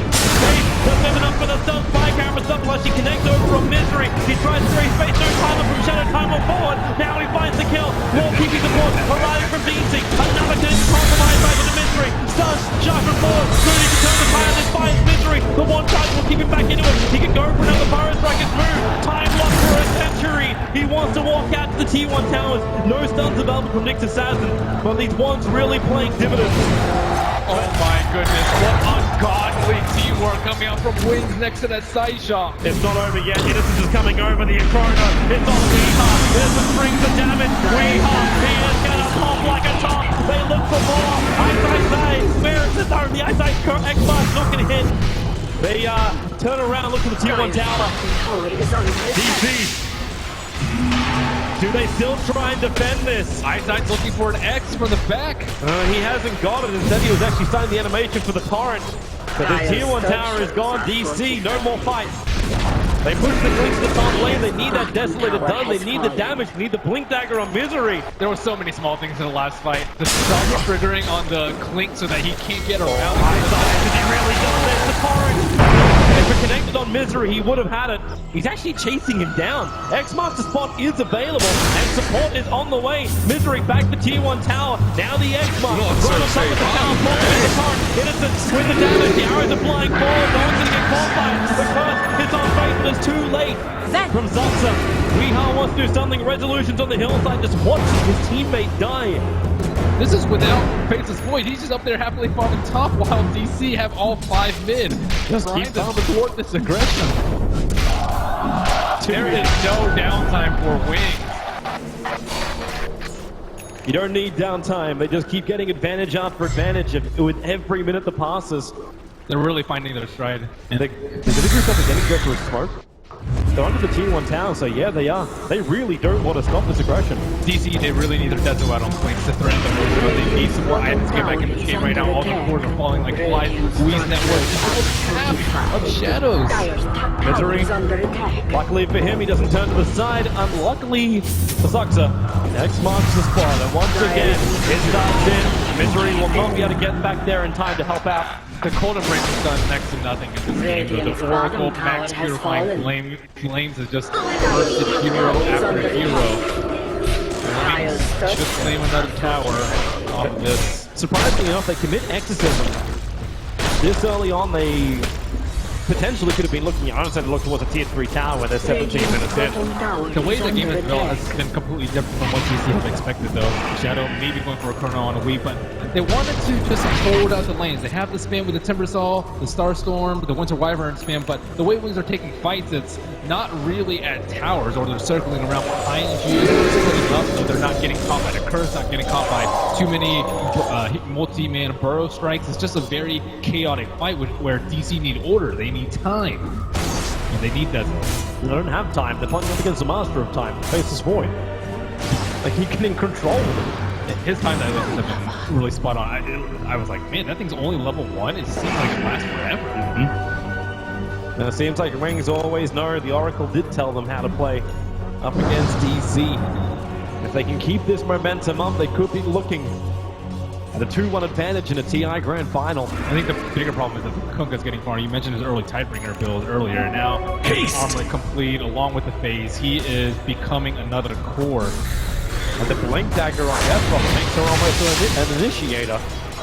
Wow, she has Blink. That is a very unusual build for Death Prophet, but I think it's really good because they need the position. They just need to be able to run on the back line, force Moran to use Leap, force Timbersaw, use Chain.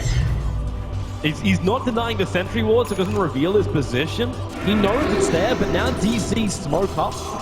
And they're coming for an opening. They're pinging and saying, I can see the Kunkka. We know they're headed down. There's no bottom runes. Not going to go that far. Oh, the scan. The sentries are down, but now Faith, he moves over. The sentries, he's out of range. The Exorcist looks straight past him. Gets a double stun on Nu and Weeha. Blinks. Oh, no, he's stuck. He has to go invis for now. They don't know where he is. No, they don't. He's not even meant to be there, so they can't predict he's going to be there. Shadow will come over and free his teammate. At least they have 2 Observer Wards in the area. They got something out of the smoke, and one is just out of range of the Radiant Sentry. So perhaps with this, Blaze can sneak in and take Roach. I don't think he's strong enough to take it by himself, but maybe a Cold Embrace here and there will be enough to secure that Aegis. But more importantly, they need towers. They'd like to see some maybe back-scoring resolution. Playing stun by Carapace. Then instantly back that starfall of Weeha. Shadow, he's there. Chrono's up. Moonlight Shadow will not protect the Marana.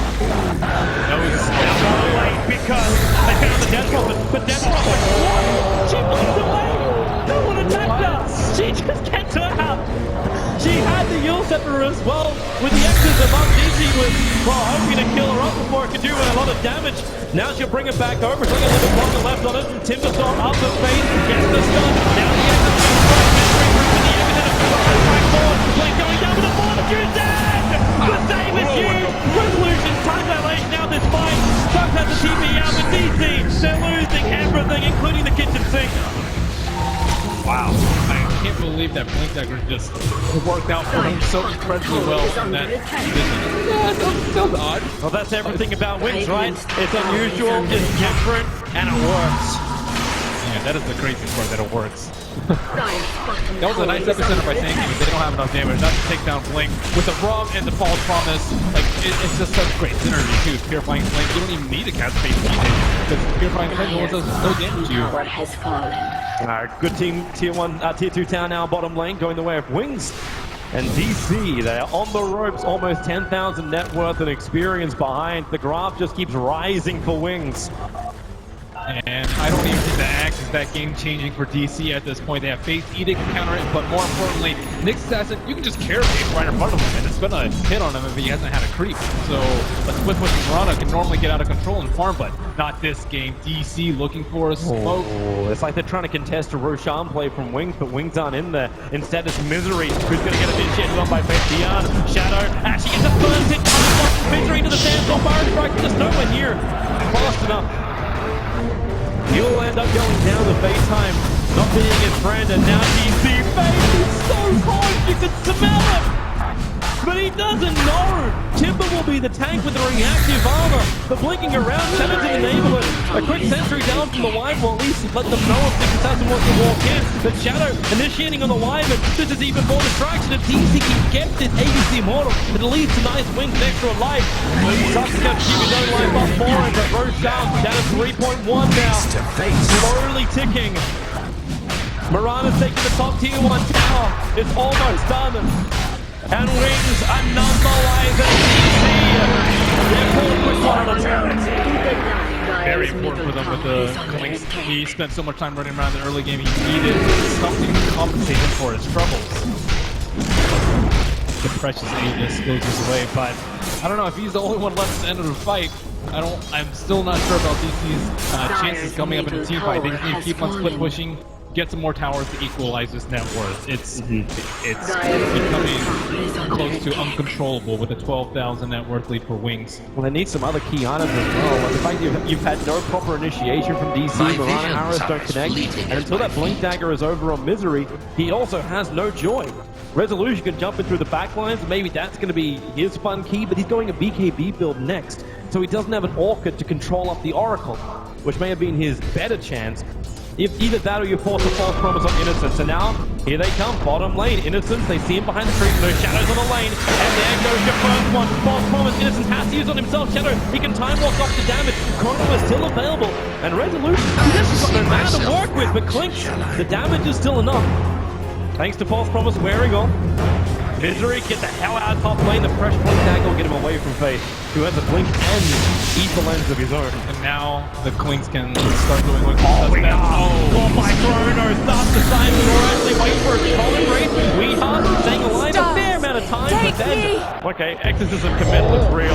They're looking for more, and they're going to find it. You'll step the right, Timber hits the ground, starts with a Timber chain over, taking heavy damage, and now Resolution wants to help out, but he's put himself halfway. He's coming around with it from Misery. The Lawrence right through. It's big on the faceless boy. Resolution's back alive, giving some space to Sucta. Caught on a cliffside, his Arctic Burn wore off at a very, very bad time.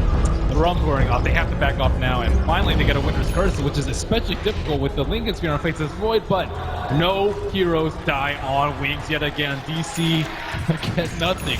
A penny for your troubles. And a penny will not fuel a war. They have to find some kind of better opening. The Aghanim Scepter is now done on Weeha, but it's cost them a lot to give him that much space to get it. Clinks will also have his BKB, so 2 critical items arriving for DC. In fact, you can still say 3 after Misery picked up that Blink Dagger. So they have ways to surprise heroes. The Dire Observe Ward on bot river almost scouted out Ice. A little bit too far away as they can face the end. rotating around, looking for an opening. Middle lane, Blink, Fire Strike, Death Prophet, the arrow looks to hang us with 5 seconds. Innocent getting ripped apart by Resolution. He took the ball from us onto Blink. The life just won't be there. Blink is guaranteed dead when he hits the ground from the damage, and it will happen. Blink will take the kill. Golden Race keeping Misery up. Now it's face the enter. Resolution finding a triple kill. Digital Chaos have just pulled out the team fight of their life. It may give them some way to quell the bleeding that Wings have been doing to them. Finally, they killed the Death Prophet, even though the Oracle has been ever so vigilant, sitting behind them. And they got caught without the Faceless Void. He has a very greedy build without a TP score on the They think about going, and he will. He'll Chrono over on Resolution. Hard to find the kill. Colin breaks the double, so is the Chrono. They're teaming up, actually really close together. And now Blink Fire Strike. Misery tries to break more space. Resolution needs to wait for Eyesight to hit the ground after the ult, and he will do so. Armor toggling his way out, but not enough. Marana was still there. The Aghanim's giving the extra damage. not really respecting the Golden Braid that time. Without the Oracle, they cannot burst through that, and that's 4 kills the way of DC. Gold! How much does it swing? They had 14k advantage in gold for the net worth. It's going to come back down again. This will be a bigger momentum shift for Wings. They'll still have to get themselves back into the lanes. The Void has to be the one to protect the Death Prophet at this point. Do you think you can do this, Faith? He's looking at Misery in the tree lines. Misery can actually get body blocked in if he's not careful. He's starting to stun. He's not certain he wants to do it. The Faceless Void is on his way. Wait. Misery. Does he blink? Does he burrow? He'll get stunned. He'll get controlled. And he can't burrow out in time. How many bashes does this guy get? He only needed 1, but he got 2. And even with those 4 kills, DC... Oh, Resolution, this could be a good snipe. That courier went over the Observer Ward. It's got the rest of the Assault Cuirassed on it. So Resolution, 1 attack is all it needs. 3,000 and a bit to spare. Net worth hitting the deck. I'm surprised that Innocence hasn't gone for a Ghost Scepter with how farmed Resolution is. He is the biggest threat. They have a Sentry Ward, so they know he's in between the mid T1 and... Yeah, that's why ISIS is scared to death. He thought he was running down through the Ancients. Resolution will move up. He'll find ISIS, but you can't want to back it. It's way too much fog for a Crystal on to jump in. Faces Void, Chronosphere coming off cooldown very, very soon. We see the first Ghost Scepter, possibly many, coming up on the Death Prophet. One way to stop the damage from the Clinks, especially when he's going Chrysalis, not Diffusal. But then it opens up where Marana can do a lot of damage with the Star Storm, so they have to be careful about how and when they use it.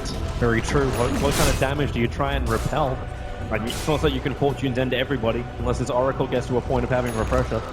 After those 4 kills, Wings only possess an 8,000 gold lead. Nice Blink Dagger up. Now for the Marana. They're looking towards middle lane. Wings smoke up, rotate around. The arrow won't connect. Punka.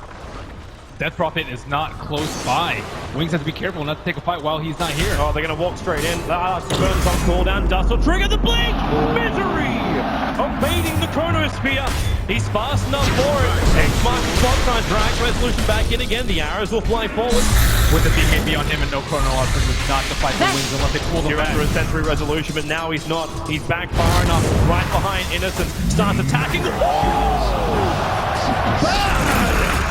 now Timothy's more. Moo wants more. Blink Fire. They found Ironside. Resolution putting that Chrysalis to work. They need 1, maybe 2 hits. They'll hold him up. It's the cost.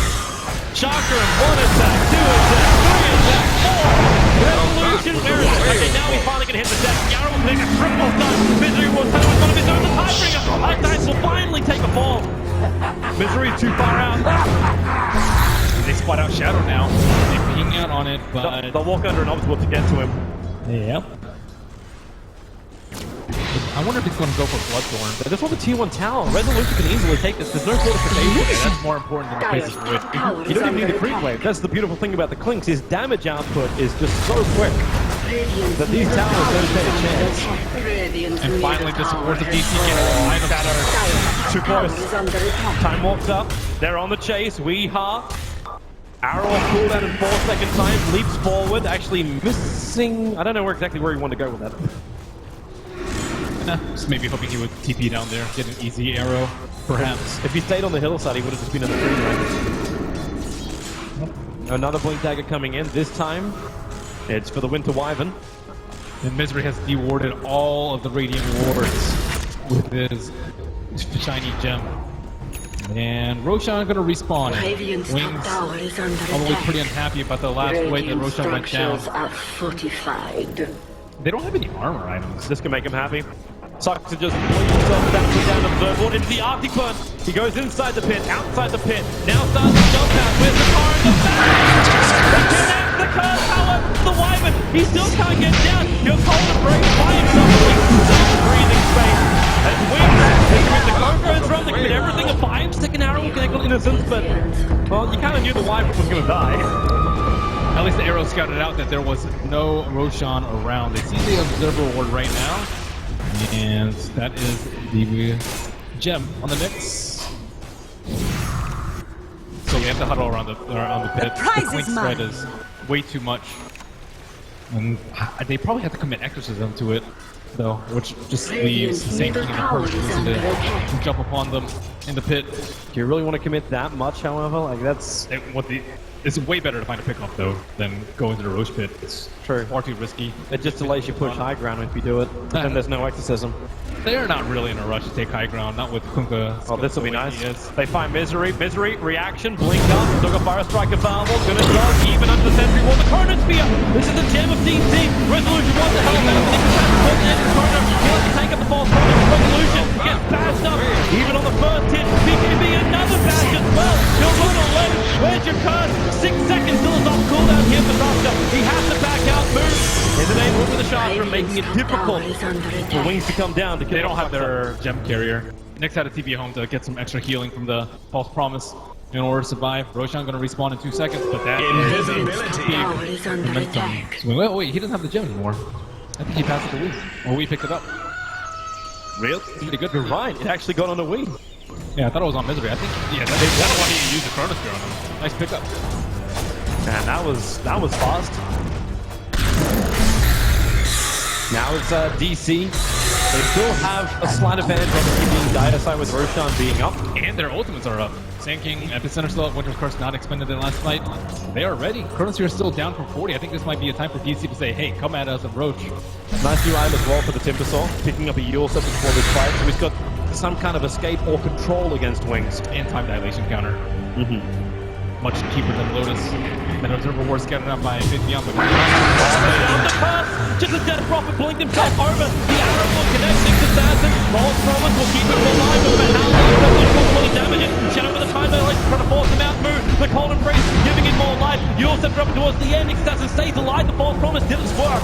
So it's only Fu to die. The leap, the blink, he's still up, but now he actually runs into blink. He needs more time. He'll get the Starfall off, but both Yannick and being saved by this Oracle. The rest of DC are away. First pick doing so much work when they can't lock him down. That is the Clinks' job. He has a lot of damage, but he cannot jump on the overall. You want him to blow Frost Promise on himself, and if he doesn't, he's going to die in 2 hits, like we saw on that fight top, especially if it's a lucky crit, which is going to happen a little bit more often now that the data list is complete. They need to bring the gem back. Is he in range? Can he not attack the ward? X marks the spot. Okay, yeah, now we go. Gem is over and pop him. Observer ward will drop. DC does still have another big advantage. I say this is an advantage. They have no other talent that Wings can easily just move over and take. Yeah, despite the kill lead being 31-14 for Wings, they're only up 6,000 gold and forcing, spending a lot of time just running around, and also most of the DC's kills are on, or Wings kills rather, are on supports. A lot of the kills for DC belong to Resolution. He's taken 9 out of 14 of DC, and it reflects in his items. I'm interested to see where he goes from here. Like, is it worthwhile getting that diffuser blade to get through the Ghost Scepters? Yeah, I think eventually the Ghost there's a bit more. I don't know, they only actually have 1 on Death Drop, and why isn't Sabium gold, so maybe not. That's a normal build though. The dewarding happened, so DC definitely know the Wings are around Roshan. They're going to group up and work up. Remember, without the Exorcism, there's not a lot of quick damage arriving from Wings. So Roshan, and now 2k life. They're a little bit too far away here, DC. So Roshan will go down to Wings. The question is, they want to keep fighting. Centric it down. Leap up, looking for the corner. The leaps away, however. In the zone, as the Yule Sash, he hits the Yule Sash. Back to Europe, the final is in the corner. He's got a Resolution. There's a big one. They need to find the kill. Chips on the way in. Resolution cracks on the hull. So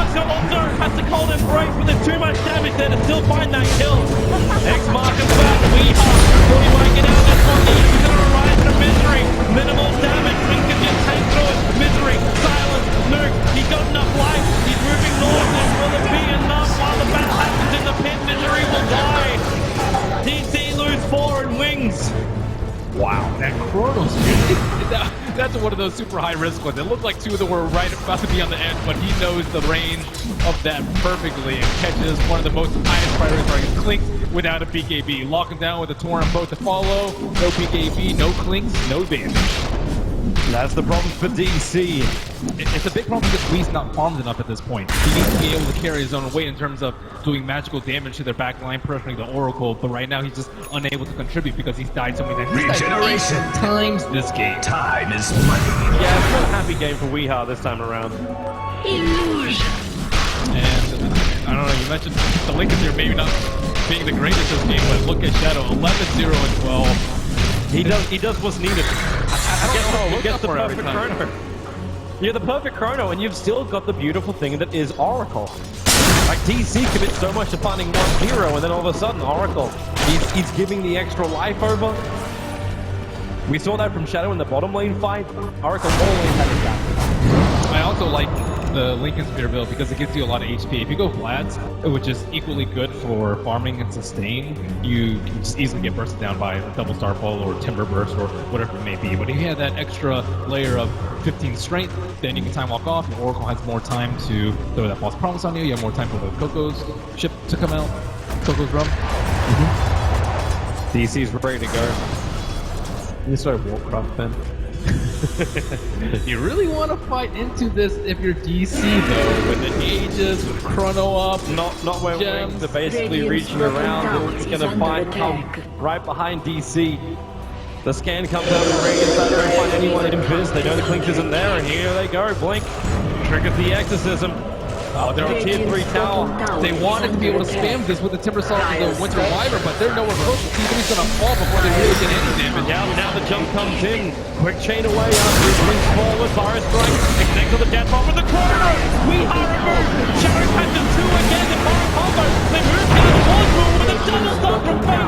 They ensure the kill. No buyback at the level to the Timber Storm. And Blink is still waiting for an opportunity. Resolution sitting outside the base. He does nowhere to go. Blink borrowed forward. Physics to win something with the door. The light kicks back into a misery. Rolled out. Another double stop from Van. Jump forward from Shadow. Looking for the damage. And the time on both from a triple kill for Shadow. The cast is good, however. Nixus has been brought down. Tiara flies forward. Missed this target. Resolution needs to pump in more damage. The gem stolen by Shadow. As he'll run back out to the front lines. The Starfall dodged by the first Manta. Hit by the secondary one of Slings. Where is this control? Where is this damage? It just isn't there. The silence of Murata means he can't arrow. They see Innocence TPing out. It's going to be too late. The TP was more than well completed before the arrow reaches its point. Yeah, Betty, what she has refusal now. The Co-Scepter on the Oracle. Just popped out of nowhere at the perfect time. A clean sweep of the melee racks for Wings. These Chronospheres from Shadow, he's really quick with those. They have no Observer Ward in the base, but it just lined them up for a perfect impale after Nick second. And Winter Wyvern had to blow so many of his spells to try and keep his cores alive. I like how much Shadow doesn't want to go back to base, actually bringing salves out to himself instead of holding onto the gem, which is on the courier. I'll trigger the second one in a second. I mean, he has Oracle on his side. He doesn't even need that. Hey, when you get your farm up. When you have a 15,000 net worth advantage, you can splurge a little bit. DC trying to spring a trap, but the Manta Illusions looks like it's going to scatter out any shenanigans that DC can throw on this bottom lane. They can't go into the area. They know those wards are there, but Eyesight might run into it. Yeah, he walks straight over. Misery, does he want to? Does he want to? He doesn't know. Oh, Misery! Misses the target. The arrow will also miss. DC wants to get a Misery. He's like, screw it. Commit the ultimate. The All Scepter off. Eyesight running circles around DC's missed stuns. They're going to lose more. Move actually Chronoed a little bit further up. Shadow's able to find him. The ball will arrive with a stun in for the next assassin. It gives Shadow the time to get the hit. Weeha, as well as Misery. Misery doesn't actually have a TP scroll. They'll borrow strike forward. Weeha, no arrow available, so they're looking to kill off Innocence. But now the arrow will fly forward, but it's well off target again. Innocence, with so much confidence, stands his ground, and Weeha trying to predict a move back now as Shadow. Again on another run, under the tier 4 towers of DC. They do not have a three-way with him, but they can start a pincer. Innocence might get picked up by Resolution. Well, can they do it? There's the Ghost Scepter. You can't pick off Jack? Yes, he can now. Defuse the blade is up. Turns it off. The curse. It holds that proper position. Shadow jumps over, but now he's in range. But Weehaw with the starfall. Low enough damage that the falls off. Back to the Wyvern. Away from Blink. Coco's from well off the mark. And Realm Misery is the stun there. 1 second, 2 seconds. Shadow double hit. Nice and quick. Finds the pickup on Misery. All you want to do is retreat. Still alive and healthy on the side of Wings, and with no BKB on the Blink, they're going to have to hope for a miracle here. Exorcism is down, however. A miracle's been eliminated. Move. There goes to Chakram forward. Arrow flies in on target. Nice hit from Weehaw with the better hit from Racing Young. He's been godlike this game. Another big stun. Resolution. He'll finally bring down Blink. There is a spike canvas above. Resolution. No PKP charge. So he'll start off himself. Chakram, or you can simple change into Whirling Death. Gem can be recovered. Has moved. Hot on the tails of Ice. Does he have the damage? Whirling Death. One punch. There it is. Moo gets the double kill. The damage has been done. A full Raxing on mid and bottom lane done by Wings. I think it's rapier time for Clinks. I think he needs it. Move. Just be godlike if he can get it for the chrono. How much life has he got? Nowhere near enough. Shadow ripping to the heart.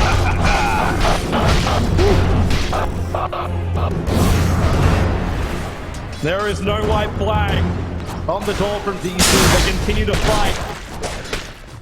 Wings thought they could end the game with a refresher up on the Death Prophet, but he didn't Yules himself in time. That's actually what killed him. The Clinks was just beating on him. It was very close to the Exorcism being returned, but didn't Yules, and then once she dies, everyone else dies around her. Luckily, they have a backup gem, I think, on the chicken. Yeah, it's on the chicken along with the rest of almost the entire Shivas for the Death Prophet. Invisibility. Resolution, I want to see that 6,200 gold. He needs something. Yeah. The relic is picked up on Resolution. He needs any kind of damage he can get at the moment. Yeah, you want to be able to like 1 or 2 shot the Oracle, because the Oracle usually doesn't actually have the camera on himself. It's usually on his cores, and he doesn't have a blink dagger, so he's especially vulnerable to the Clinks. With Resolution, he'll still have multiple problems, aka he's down to 4 diffusal charges, so by the time he can buy up the Rapier, he may not actually have any diffusal charges left. Yeah, I don't think you can sell an item at this point too to get the Rapier. You just have to farm out your 2,000. Yeah, he needs to screw buyback. Everything from that. As an Orchid build out from the Void, it's actually, well, one of the most expensive items in the game. The Bloodthorn is arriving for the Faceless Void. Yeah, you can Yules off the time dilation, but then you're just going to get silenced up. And then the Marana has no solution really to the Bloodthorn. And even that, like, you get an active from next to the bottom lane. They initiate Iron they want the kill. The sun is there. Misery is Yules for the Iron again. Misery falls up now. The double one from DC. They just beat up Bail out. Even Misery pulls back. Cold Grace will keep alive a little bit longer. Fire strikes up ahead. As the front on the back line. They found Resolution. It's a big kill. 30 to turn the damage around. This is to be ripped apart. They go down. The card is too late. He's taken away from Wings and now after that. Misery will also jump in. Marana dies on the left. Misery forced us out. Shadow hot on the tails. Remember, this is DC trying to defend when they got 2 lanes of Megas up. Moo has to buy back, but there's no buyback for feed or Resolution. So a hard fight now in front of DC. Exorcism will wear off. That's one upside for them. And Wings will back out. Even with the 2 cores, they're not going to push the envelope too far. They have the refresher on Blink. So you have a second Exorcism if you want to push. But without all 5 heroes, it's just not worth it. There's a gem just sitting on the ground. I wonder if they're going to try and pick it up with the chicken, but very close to DC's side. And Clinks cannot get caught out like that. Like, if they can recover the gem... I think it's more so like Shadow always finding the right targets with the Chronosphere. He knows that the Clinks is the only one that can really do damage to them. Marana's going to see it. That courier has traveled the whole he's wait, drop the TP scroll. Now the courier on the silence, Yules will dispel. The ball coming over. Is there for the Winter Wyvern. But with the blood will be enough. The Bloodborne Timbersaw. He's not going to pop. They force off him out. Mr. Timber Chainer. They pop him. The gems on the ground. I foresaw your death the moment you were born. DC, they're scrambling away. Zuxa needs some help. Misery's there, but again with the silence. Forced off up. 9 down from Wings. Hitting Blink on the backline. They fire and strike forward. Blink is slow with a splinter. It's not enough damage. Shadow the Chronosphere. Resolution. He walked into it. The damage is there from Shadow. Resolution is gone. And with it, maybe the rest of the game, GG. Wings will take game number What a god on good spaces for 20 kills. 0 deaths. Perfect from those spears. Resolution trying to haul in with the rapier in the end, but no death tag. Rolling in a chrono. Just a lot of mistakes from DC as they crumble in game number 3. Yeah, the big story is that bottom lane.